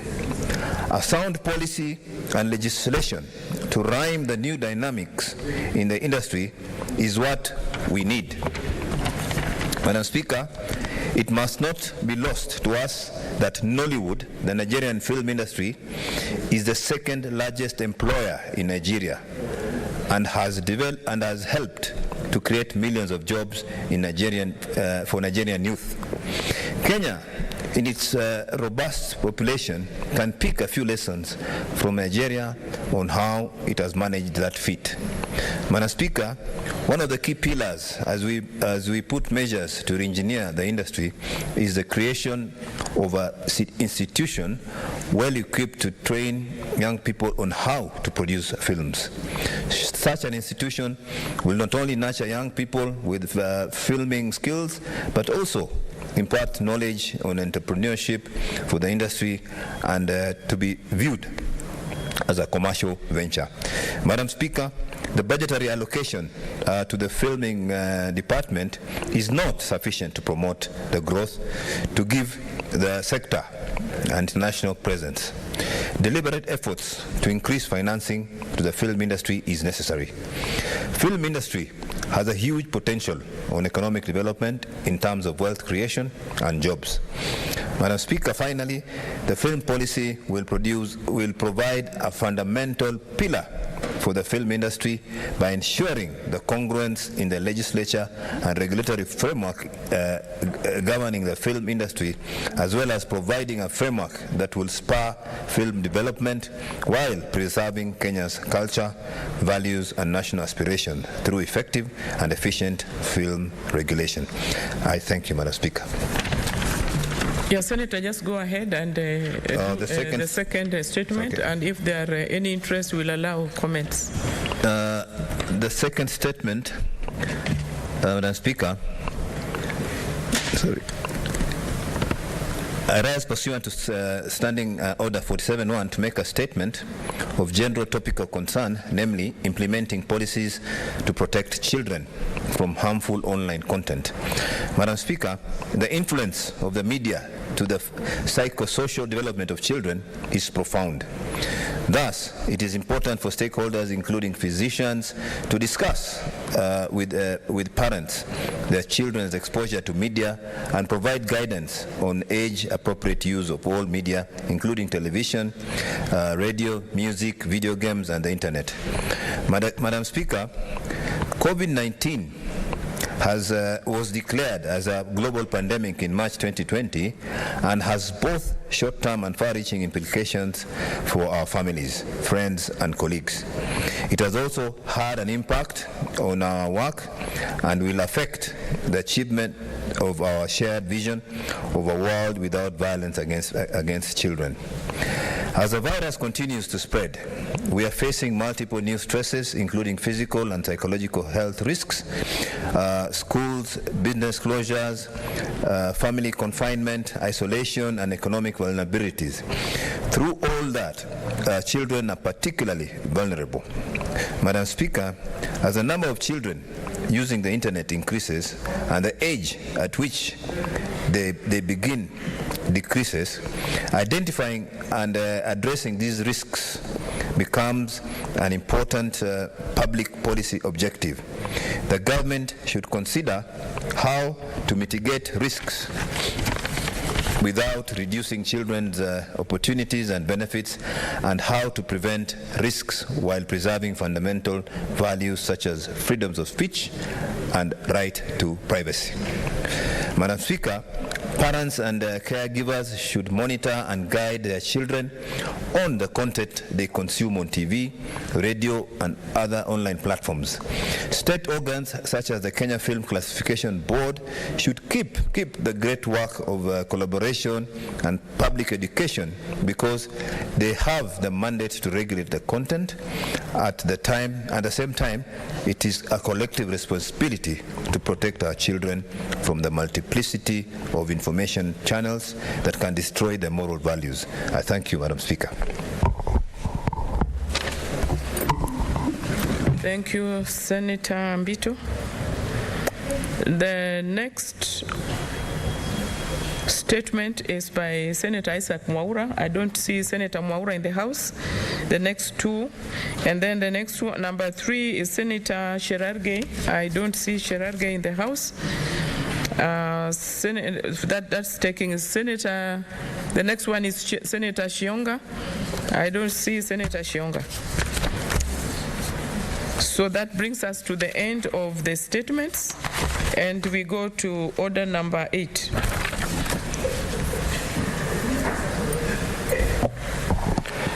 Order number 8, the Cooperative Societies Amendment Bill, Senate Bills number 11 of 2020, second reading, division. Honorable Senators, I don't see the number for us to take that division, so we defer that one also. Next order. Order number 9, Committee of the Whole, the Mung Beans Bill, Senate Bills number 9 of 2020. That one is also deferred. Committee of the Whole is deferred. Next bill. The next order. Order number 10, motion. Adoption of reports of the Sessional Committee on County Public Accounts and Investment on audit reports for county executives for financial years 2015-2016, 2016-2017, and 2017-2018, volumes 1, 2, and 3. Senator Kajwang was on the floor. He has a balance of 13 minutes. I don't see Senator Kajwang in the House. And I don't see any more interest on this order.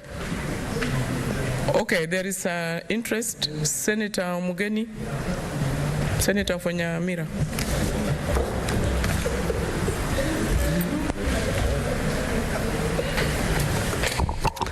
Thank you, Madam Speaker.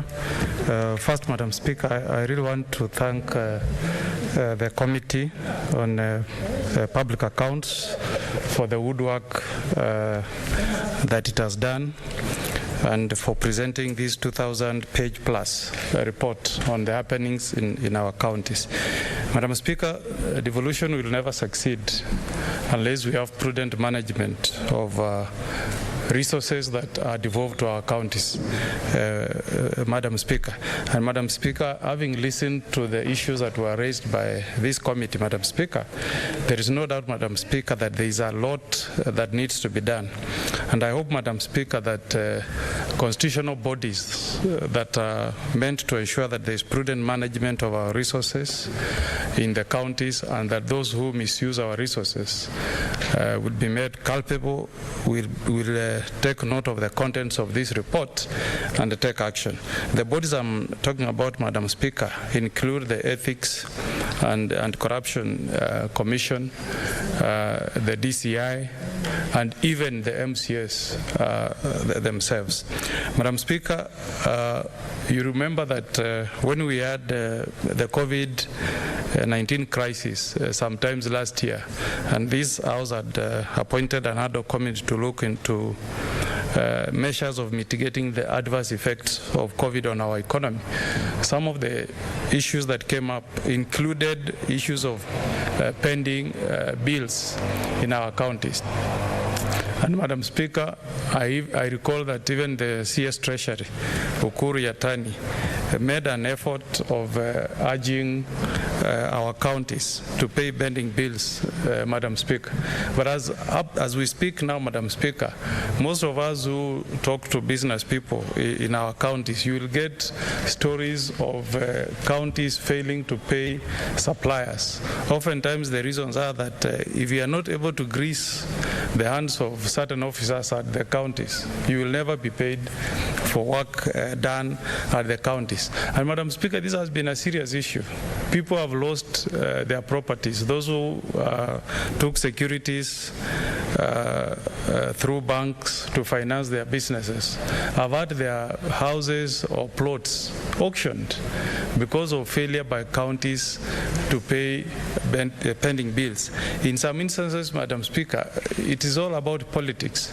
You will hear stories, Madam Speaker, of if a governor who was in office between 2013 and 2017 is not re-elected, the incoming governor will not pay the pending bills on account of that being a support of the previous governor, which, Madam Speaker, makes it so difficult for business people to engage or to do businesses with counties. Madam Speaker, doing businesses with counties should be, professional. There should be a corporate approach in management of counties. There should be succession in counties. It doesn't mean that one should only be able to do business if you support a particular governor. This really has made business people to really suffer. Madam Speaker, the other issue is that was raised by this committee and which is really important is the issue of project completion and variations. Madam Speaker, you'll be shocked that in my county, Madam Speaker, we have a stadium that was, we broke ground way back in 2014. Now we are in 7 years down the line, Madam Speaker. This stadium has never been completed, and it has taken over 100 million of the funds that we sent to our counties. And this is unacceptable, Madam Speaker, because if you start up a project, Madam Speaker, you should be able to complete it within time, and any variation should be reasonable. It should not be so abnormal that you are not even able to find funds to complete the project.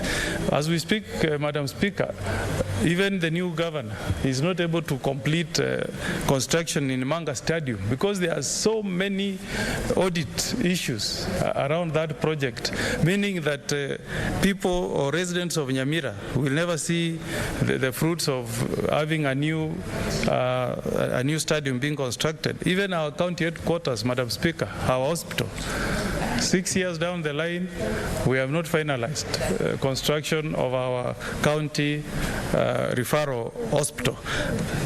All is because of poor management of projects where there is normally variation. And I'm not saying that somebody has been found culpable, but oftentimes you will find that there are issues of corruption that motivate the variation of most of these projects. So I hope, Madam Speaker, that this work, this very good work that has been done by the committee that is chaired by my good friend, Professor Sam Ongeri, will not gather dust in the shelves of the Senate. I hope that Ethics and Corruption Commission, the DCI, will get copies of this report and they take action. Madam Speaker, the other issue is wage bill. Madam Speaker, most of our counties, as was rightly pointed by the chair of CPAC, we are not able to undertake any development projects because the wage bill has ballooned, some beyond 50%. Yet the law says that if you have to exercise prudent management of resources in counties, the wage bill should not exceed 35%. But because people want to exercise some nepotism, favorism, Madam Speaker, you find that counties employ up to, staff that can wallop up to 51% of resources that are sent to counties. This is really unacceptable, and I hope that, as proposed by the committee, administrative actions will be taken by counties so that we really don't increase our wage bill to unmanageable limits. At times you pity those who want to to vie for governor like my friend Kangata here. You inherit problems that you will never be able to solve. I hope that really our governors can take steps that will ensure that more money is devolved towards development and not just for wages. The other issue, Madam Speaker, is the issue of own source revenue. Most counties are not able to meet the targets, Madam Speaker. Most counties are still using analog systems in revenue collection at the counties. Madam Speaker, the easiest way of siphoning money from own source revenue is to ensure that you are analog, Madam Speaker. And I remember that when even the county government of Nairobi had automated the collection of revenue digitally, they were able to collect more. But the moment you make it analog, Madam Speaker, you open up leakages because people will print books, people will go out there and collect money that they don't surrender to the county. Like in my own county of Nyamira, we project that own source revenue should be about 250 million. But Madam Speaker will be shocked. We collect about 94 million, meaning that a whooping 150 million disappears into people's pockets. You can imagine. That's money that is enough to provide medicine to the people of Nyamira, but it disappears to people's pockets. That is really unacceptable.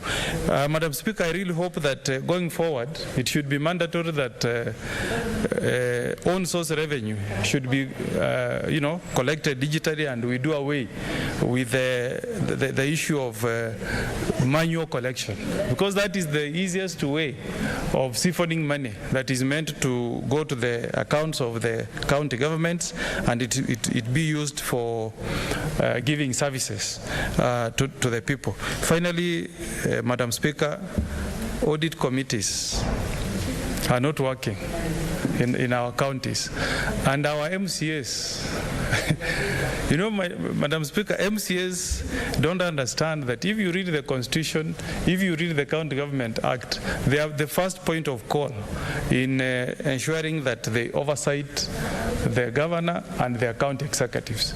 But oftentimes, MCAs assume that the work of oversighting counties is the mandate of the Senate alone.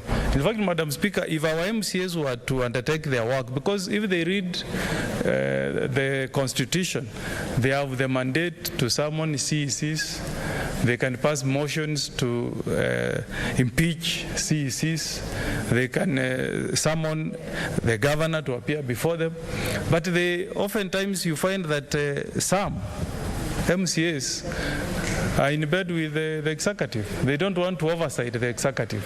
When you go to the counties, they will say, the work of oversighting is for Senate. No. Let them read the Constitution.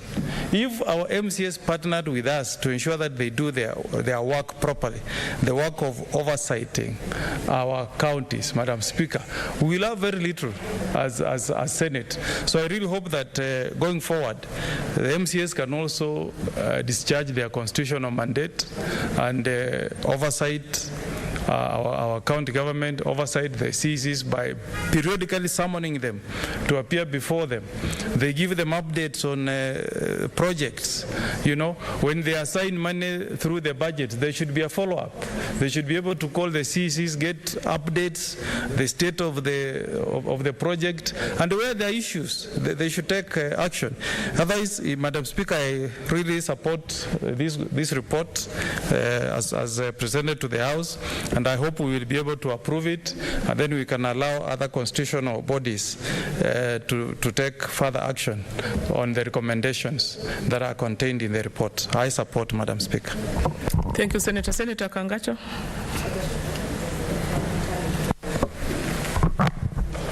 Yes, Madam Speaker, I rise to support this motion. Let me first start by congratulating my chair, who happens to be a very experienced administrator, and also I happen to be a member of the committee. called CPIC, that is Senate Committee on Public and Investments Accounts Committee of the Senate. And we have done a lot of work, Madam Speaker, to collate and collect this data, this information, and we have been able to table this report for the consideration of the House. And I will give several reasons why I would be urging colleagues to support this motion, but let me start by concentrating on issues concerning Murang'a County. Madam Speaker, we have 47 devolved units in this country, and this committee undertook auditing process for each and every county in this republic. But the only single executive, the only single governor who refused to attend to the committee of the Senate, the CPI committee, is Murang'a County, Governor Mwangi Wairia, Madam Speaker. Madam Speaker, this is a shame to the people of Murang'a County. Billions of shillings have been devolved to Murang'a County, and Governor Wairia refused to come and answer audit queries concerning the huge amounts of money that has been taken to Murang'a County, Madam Speaker. Madam Speaker, on average, Murang'a receives 6 billion every year. And every time an auditor goes to Murang'a, the reports we get are what we call disclaimer reports. Madam Speaker, in auditing, there are 4 types of reports. We have what we call unqualified opinion, which is the best. It means the books are prepared well, there are no audit queries. Then we have what the second category called qualified report. Then we have an adverse report, and then we have a disclaimer report. A disclaimer report is the worst. Now, Murang'a, for several years, has been receiving disclaimer reports. And one of the reasons, Madam Speaker, it is because the governor has been obstructing officers from the Office of the Auditor General to conduct the work at Murang'a County. No wonder the reports that we have tabled here from Murang'a County, which we are now discussing, are very negative insofar as Murang'a County is concerned. For example, Madam Speaker, we have one major endeavor called the Murang'a County Creameries, MCC. It's a very good idea, it's a very noble idea, which was started by Murang'a County government. It is sought to process the milk for the poor Murang'a farmer. And indeed, I'm happy there are several cooperatives in my counties that have been taking milk to that factory. If that idea was well implemented, I have no doubt the people of Murang'a County would get good benefits out of that investment. However, Madam Speaker, currently farmers are getting 30 shillings per litre which they deliver to MCC instead of 35 Kenya shillings. Currently, the transporters have not been paid. Those who take milk to MCC have not been paid. Currently, employees of MCC have arrears. The reason is, Madam Speaker, the procurement that was done by MCC for various components of that factory, whether it is the broiler, whether it is the processing plant, they delivered below the capacity that was ordered by MCC, by the county government. There is a subcontractor who won that tender called Red Brick Limited, Madam Speaker. Instead of supplying as per the specifications in the award letter, he brought machines that did not measure up to the contractual specifications. Those are the issues that this committee has raised. When you look at that report, it raises serious issues concerning that factory, Madam Speaker. Madam Speaker, I'm aware of a meeting that happened in China on 9th of June 2019. Top Murang'a County officials went to China to investigate how come what was delivered in Murang'a is not what was procured as per the original contract. The contractor could not, the seller could not explain the disparity. The contractor who got that award, Red Brick, could not explain that disparity. Madam Speaker, when I raise these issues, I am happy that some various entities took up these issues when this committee raised those issues. But every time I raise these issues in Murang'a, what happened? The governor becomes personal. He starts to insult me. He does not respect my constitutional mandate as a senator. Today, he mobilized people to go on live TV to insult me, and I want to tell them, I'm a lawyer. I'm going to sue anyone who has defamed my name today in a court of law.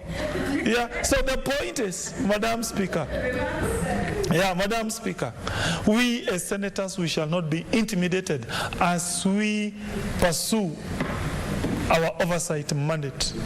These are matters that have been documented by this committee, by the Senate CPI committee, which I'm a proud member. And we shall continue telling Murang'a County government that your books must be audited by the Auditor General. We must tell the governor of Murang'a, even if some goons are paid to defame me, I will continue talking the truth. Yes. And also, Madam Speaker, I have said there are good things in BBI, but BBI should not be used. If you're a governor who is supporting BBI, no action is going to be taken against you. That is very unfair.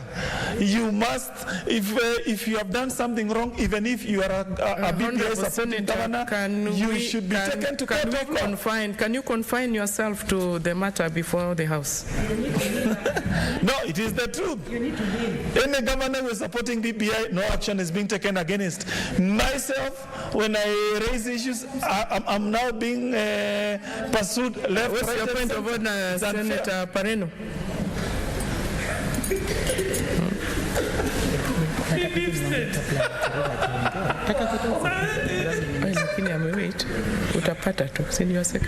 Madam Speaker, is Senator Kangata in order to try to imply, without substantiating, that any senator any governor who is in the BBI camp cannot be held accountable for whatever wrongs? Is he in order to mislead this Senate and the country that is what is happening in this country? Senator, kindly confine yourself to the issue before the House. Madam Speaker, I challenge the various constitutional organs, I challenge various constitutional offices that we have, which have the power to investigate corruption, to take action against people who have been mentioned adversely by this report. And there are several governors, notwithstanding their political position. That is my case. Because just a minute, Honorable Senator. Senator Kongo Mugeni.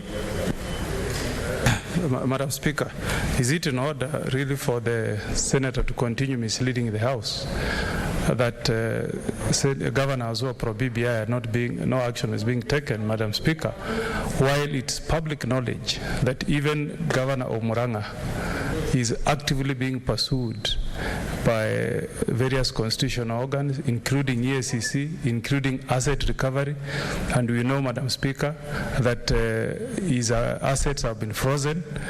Is the senator in order to mislead the House? Senator Kangata, I think I have warned you before. Please confine yourself to the matter before the House, which is the report by the CPAC. Thank you, Nothing to do with the BPI. Madam Speaker, I am guided, but I continue urging the government to be impartial, to ensure this report is implemented 100%.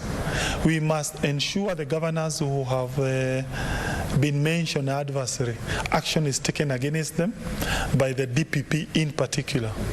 Madam Speaker, I'm aware of various files that are lying in the office of the DPP where there has been a recommendation for prosecution arising out of alleged misdeed on matters county finances, but so far no action has been taken by the DPP. Please, this House is watching, Kenyans are watching, but I will not mention BBI at all. I will now restrict myself to the issues concerning corruption in our counties. Madam Speaker, this country has devolved billions of shillings since the year 2013. And I'm happy there's a new proposals now to devolve more funds to the counties. We must ensure as a house we guard against corruption. Whether that corruption is being done in Murang'a County, whether it is being done in Nyamira County, whether it's being done in Kajiado County. And this committee is one of our most important committees insofar as matters oversights are concerned. But Madam Speaker, I would be urging various investigative agencies which are yet to send a representative to that committee as an ex-officio member, please to do so. I want to congratulate the few organizations that have so far sent a representative to that committee. I would be urging the Director of Criminal Investigation, please, I understand there is a slot for you, take it up. Also, DPP, please take up that position so that there is a clear interlink between the recommendation of this committee and the actual implementation of this committee, of the recommendation of this committee. We want to see executive officials being taken to court. We want to see various efforts being done to ensure there is no loss of money, Madam Speaker. Madam Speaker, let me propose other ways of protecting county funds, which I'm sure has also been provided in this report. Madam Speaker, number one is the use of technology. This country is here to adopt an e-government platform. We are still using manual systems to collect county revenue, to charge market fees. But I think one way to fight corruption is to adopt paperless government so that the county askaris can use technology to collect revenue, and therefore we reduce incidences of corruption. Madam Speaker, billions of shillings has been lost in devolution, as clearly captured by these reports. That those billions should be going to build, to support boda guys. We train them for free using those billions. Those billions, Madam Speaker, should be expended to provide inputs for our farmers, Madam Speaker. I come from Murang'a County, where we are one of the largest growers of avocado. We need inputs. We are coffee farmers. We are tea farmers. The billions which we are capturing in this report as have been lost should be used to support our coffee farmers, our tea farmers. Madam Speaker, the milk price, the producer milk price currently in Murang'a is about 30 shillings per litre. I have no doubt if we curb corruption in our county and in all other counties, the producer price of milk will be about 60 shillings per litre. It is possible, Madam Speaker. Madam Speaker, if, for instance, that factory that was mooted by Murang'a County government in Murang'a for processing milk, if it was operating efficiently, I have no doubt the Murang'a common person would be getting better value for his investment, Madam Speaker. Madam Speaker, these billions which we are capturing as having lost, if we curb corruption, the poor children who go to county institutions, in particular primary pupils, the 3, 4, 5 years old, who go to our nurseries, to our kindergartens, which are maintained and supported by the county governments, they'll be eating free food. We would have boosted school enrollment because of that, Madam Speaker. But we are it not. Few governors, few county officials enriching themselves, as captured by this report. We now have Poor children who cannot go to school, Madam Speaker. Madam Speaker, when I see street children in Nairobi, when I see children who cannot get a meal a day, I realize there's a clear correlation between they are non-attendant to school and governors who are stealing billions of shillings and keeping the poor man down. Madam Speaker, as a Senate, we must rise and fight for well-run counties, Madam Speaker. This is one of our most important tools, Madam Speaker, which we are using, coming up with a report, which I am urging my colleagues to adopt, which I am urging DCC to take action, which I am urging EACC to take action, so that we ensure these people who have eaten billions of shillings from our counties are taken to court and they are jailed, Madam Speaker. Madam Speaker, it pains me when I see children who don't go to school because their money has been stolen by some governors, Madam Speaker. When I see that money is now being used for political purposes, is now being used to lure our citizens for politics, Madam Speaker. It pains me, Madam Speaker. I think for Kenya to reach a first world country, I know it is possible within a generation. Singapore was able to move from being a third world to a first world within a generation, Madam Speaker. China in 1978 was a very poor country, but now it is now the second largest economy in the world. In 1980, when I was being born, China was a very, very poor country. Last year, they achieved a milestone of wiping absolute poverty out of China, a country of 1.4 billion shillings. Why? Because if you steal a single shilling in China, they take you to face the gallows. You face the death penalty. I know that is possible because, Madam Speaker, as leaders, we have a moral duty not only to lead and ensure we don't loot public coffers, but also to inspire. When people see leaders are getting ahead through corruption, definitely they're also going to become corrupt, Madam Speaker. Madam Speaker, this vice of corruption must be fought, in particular by this honorable house called the Senate, Madam Speaker. Madam Speaker, I am happy with the drafters of the Constitution of 2010. They ensured that senators don't have, they are not interlinked with the executive. We became very independent. Unlike the National Assembly, which has CDF, as we don't have funds, as a result, we have the leverage, the independence to conduct oversight without fear or favor, Madam Speaker. It is now time for us to ensure this report is implemented.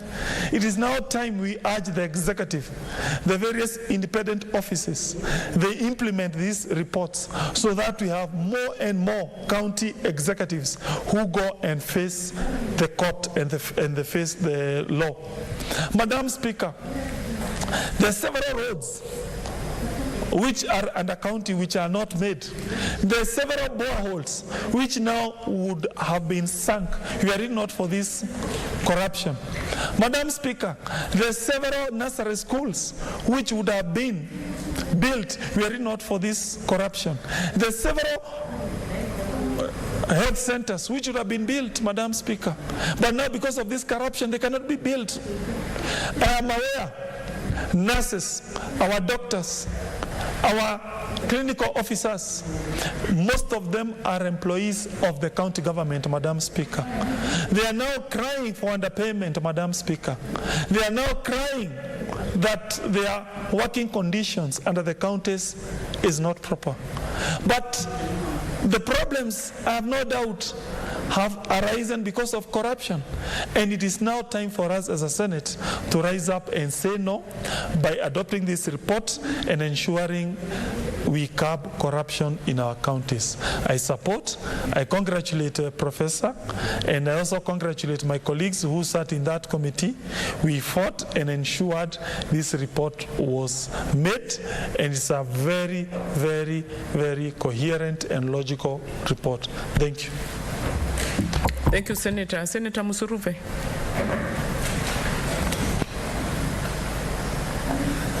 Honorable Speaker, thank you very much for giving me this opportunity to support this motion. And I want to commend the works of the CPAC committee. They indeed did a very good job, bringing governors on board to come and actually address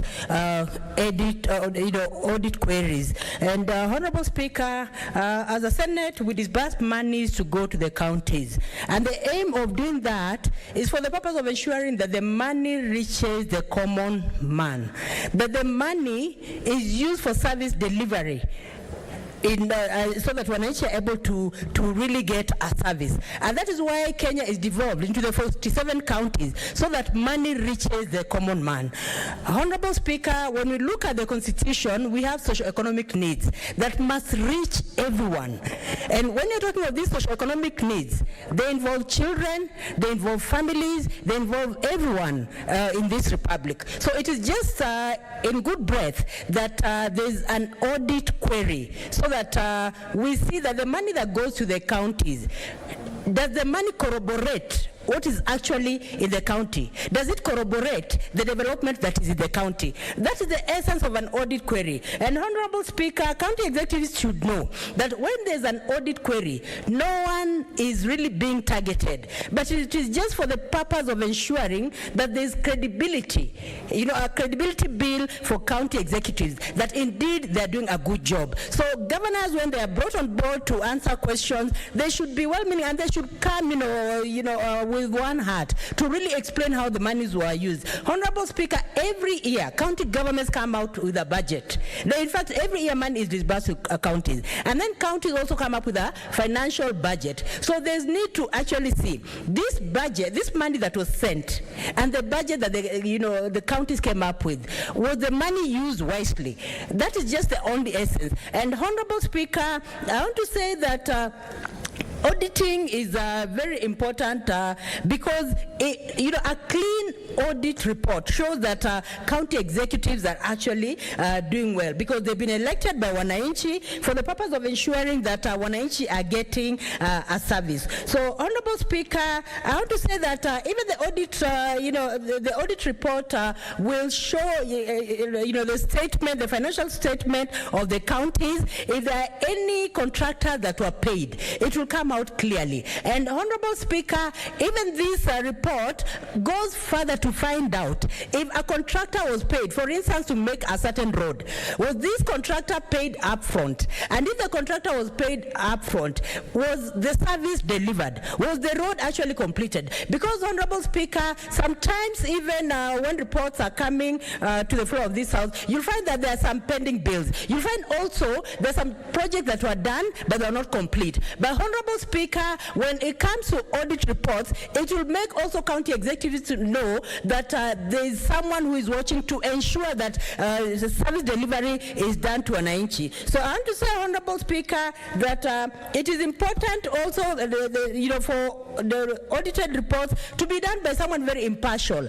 And when someone impartial does the audit reports, he has nothing to gain. He just wants to see that the report is credible, that wananchi are getting a service, and that is our business as a Senate. We are here to represent counties and the interests of the counties. We are here to represent wananchi. We are here to see that there's service delivery, that we have hospitals in the counties, we have water in the counties, we have schools in the counties, Honorable Speaker, because as you're speaking right now, there's some counties that do not have ECD classes, Honorable Speaker. And in the report, in the financial report, if there's information showing that a certain amount of money was allocated for ECD classrooms, then there's need to even query, then how come there are no ECD classrooms? How come there's no water? How come there are no health facilities? How come even people are dying on the streets? Even people are even giving birth in hospitals, Honorable Speaker. These are issues that we must interrogate. And when we interrogate these issues, as a Senate, we'll be doing well. So I want to say, Honorable Speaker, that this report that has been given by Senator Kajwang that was presented here is actually commendable. And they should continue auditing so that county executives come here and we see that they're actually doing their work. It is unfortunate that county executives can be summoned to the Senate and fail to come. It is actually a very unfortunate situation, because when they're summoned by the Senate, the same Senate that disburses money, it is their honors to come to the Senate and ensure that they're telling the Senate, yes, this is the amount of money that we are given, and as a county, this is how we utilize the money, and as a county, we have pending bills. There's nothing wrong in being frank. There's nothing wrong in being honest. In fact, you become more credible when you're honest and you come to the Senate and say, yes, I was given this amount of money, for my county, but the money was not enough. This is what I did, and all that, and these are the pending bills. And Honorable Speaker, even as you talk about the audit reports, before counties begin using their monies, even before counties are given money, they should talk about the pending bills. And they should not even be given, counties executives should not be given money if they have actually not cleared pending bills.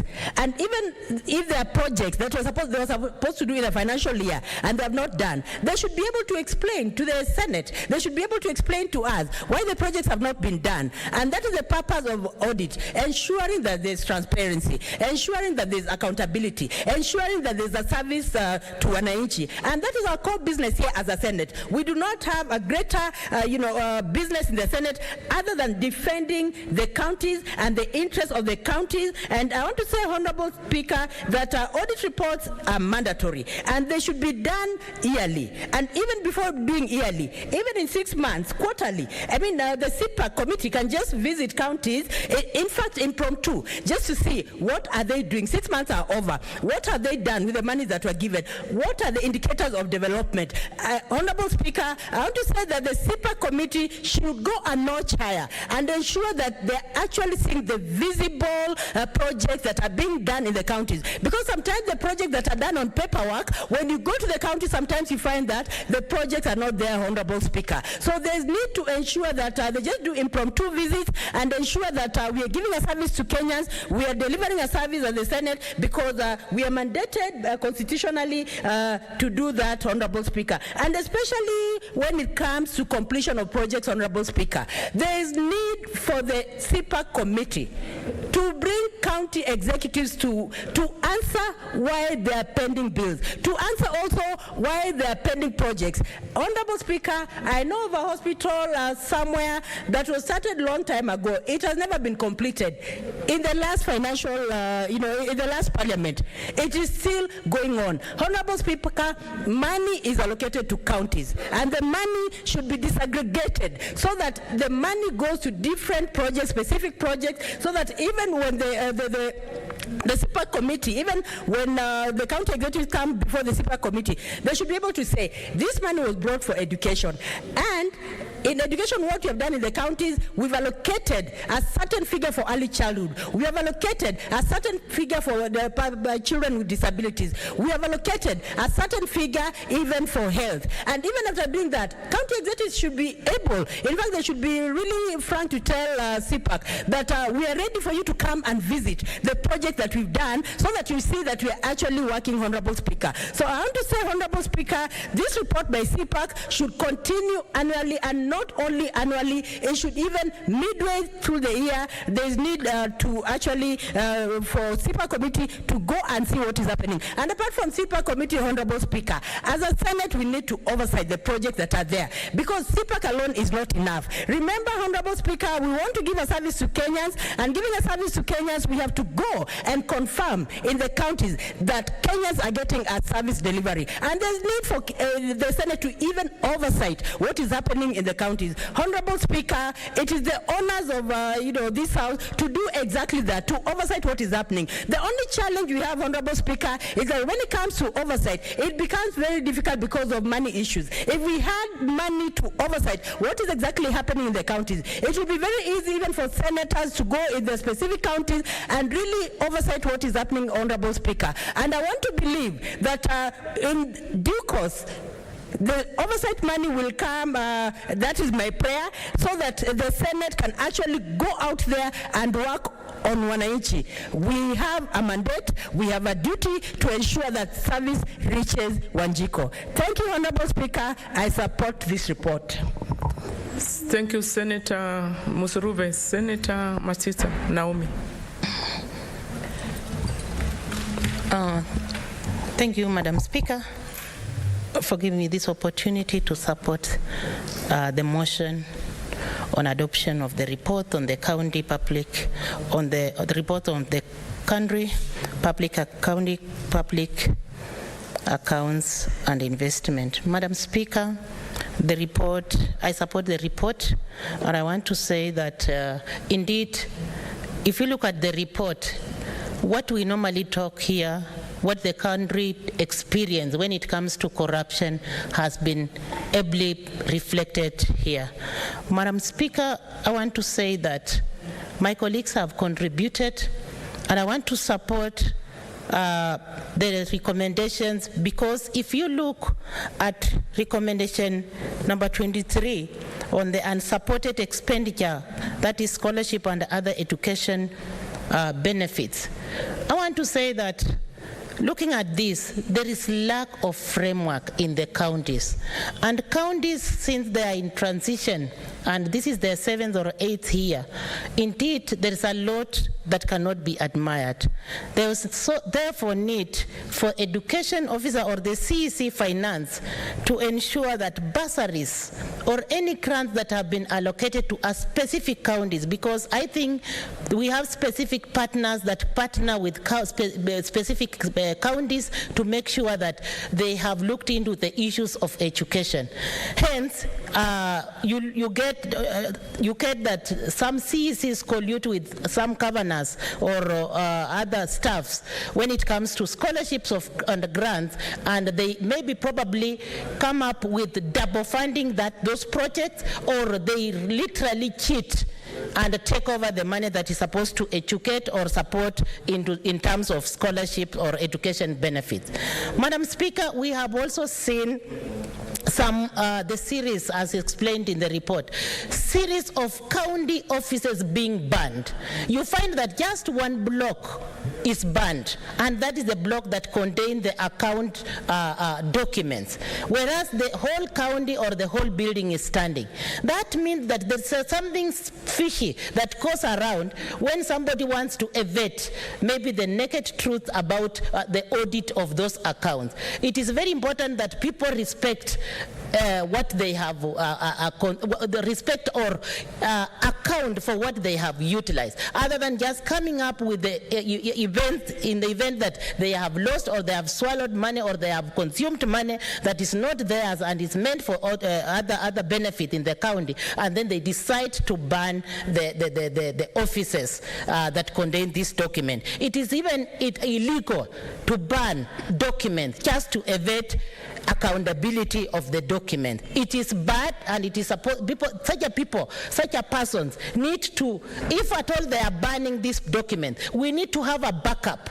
We need to have a framework where we shall have a backup, and if that office or if that those particular documents are banned, then backup can reveal what has taken place, other than just leaving that to unanswered questions that the county can evade using those corrupt or unlawful means. Madam Speaker, we have seen bending bills. Bending bills is what is really bringing us down.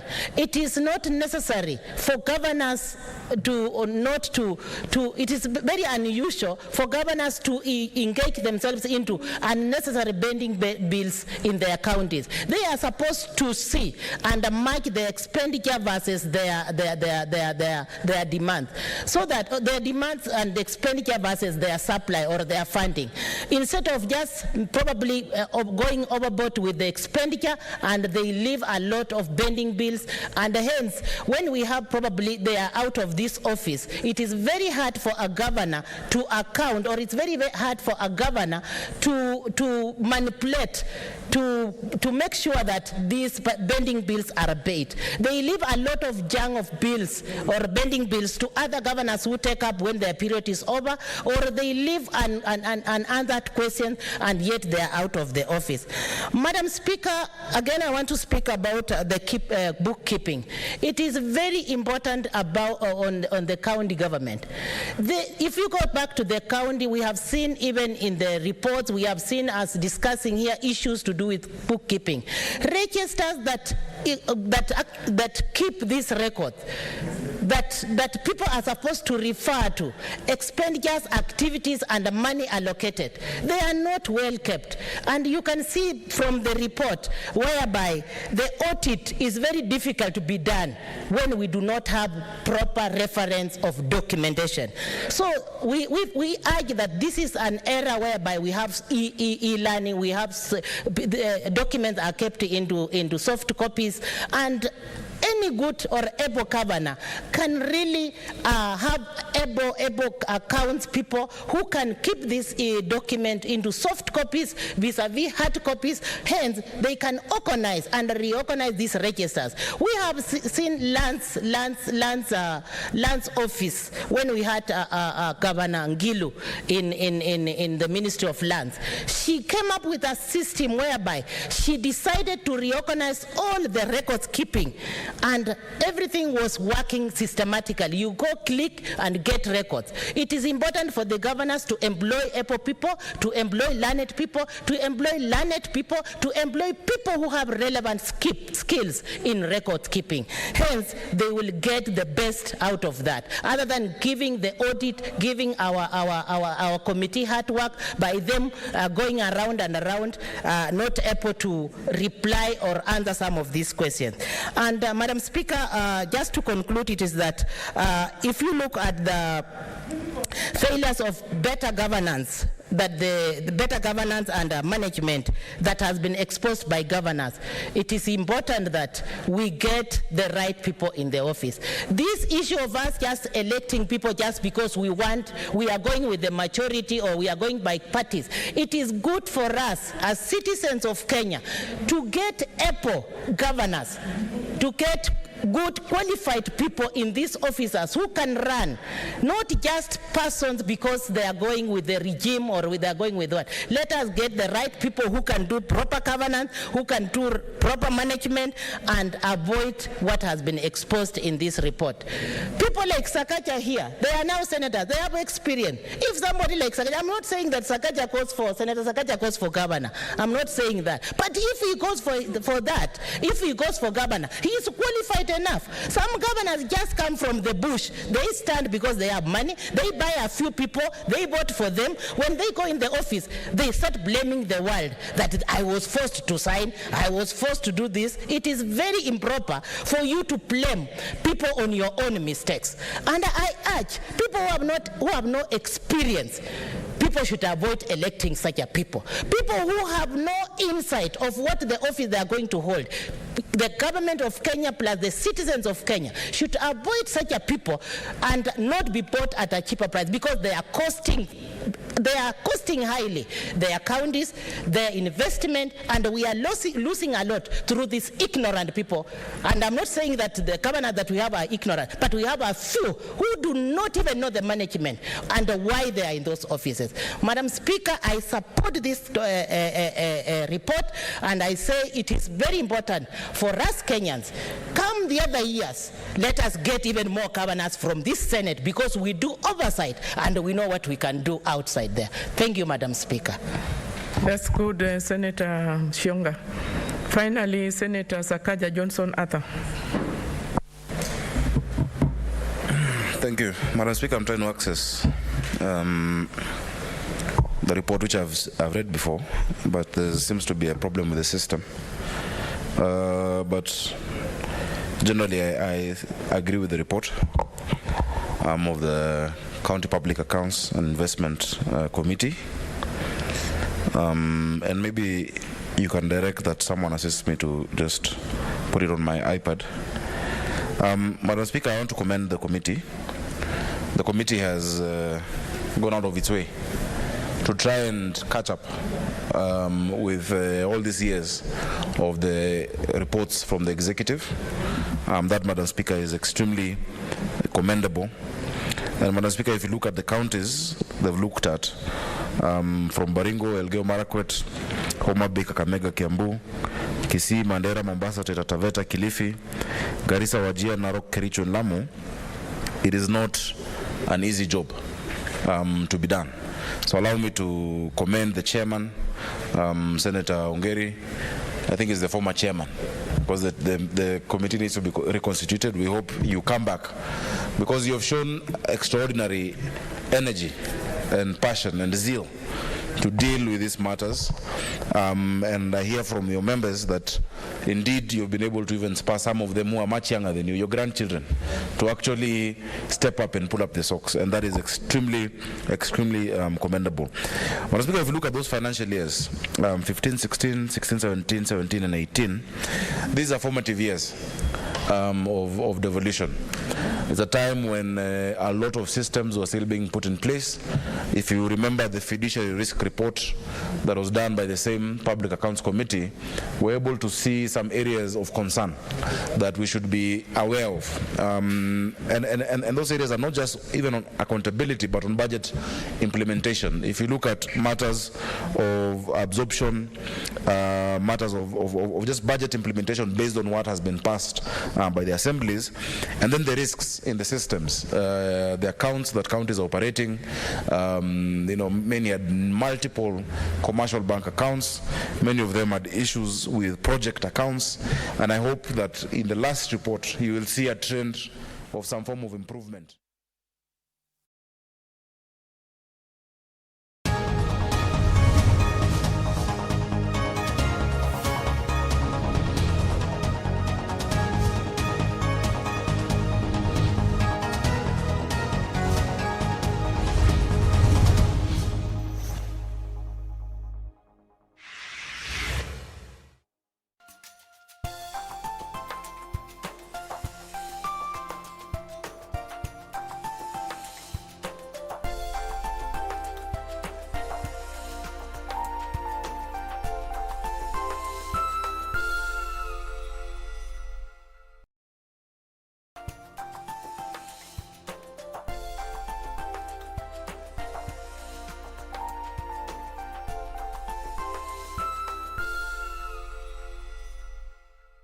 Malaria ni ugonjwa hatari sana unaoua watu wengi hapa Kenya. Japo kuko na korona, hatari ya malaria bado iko.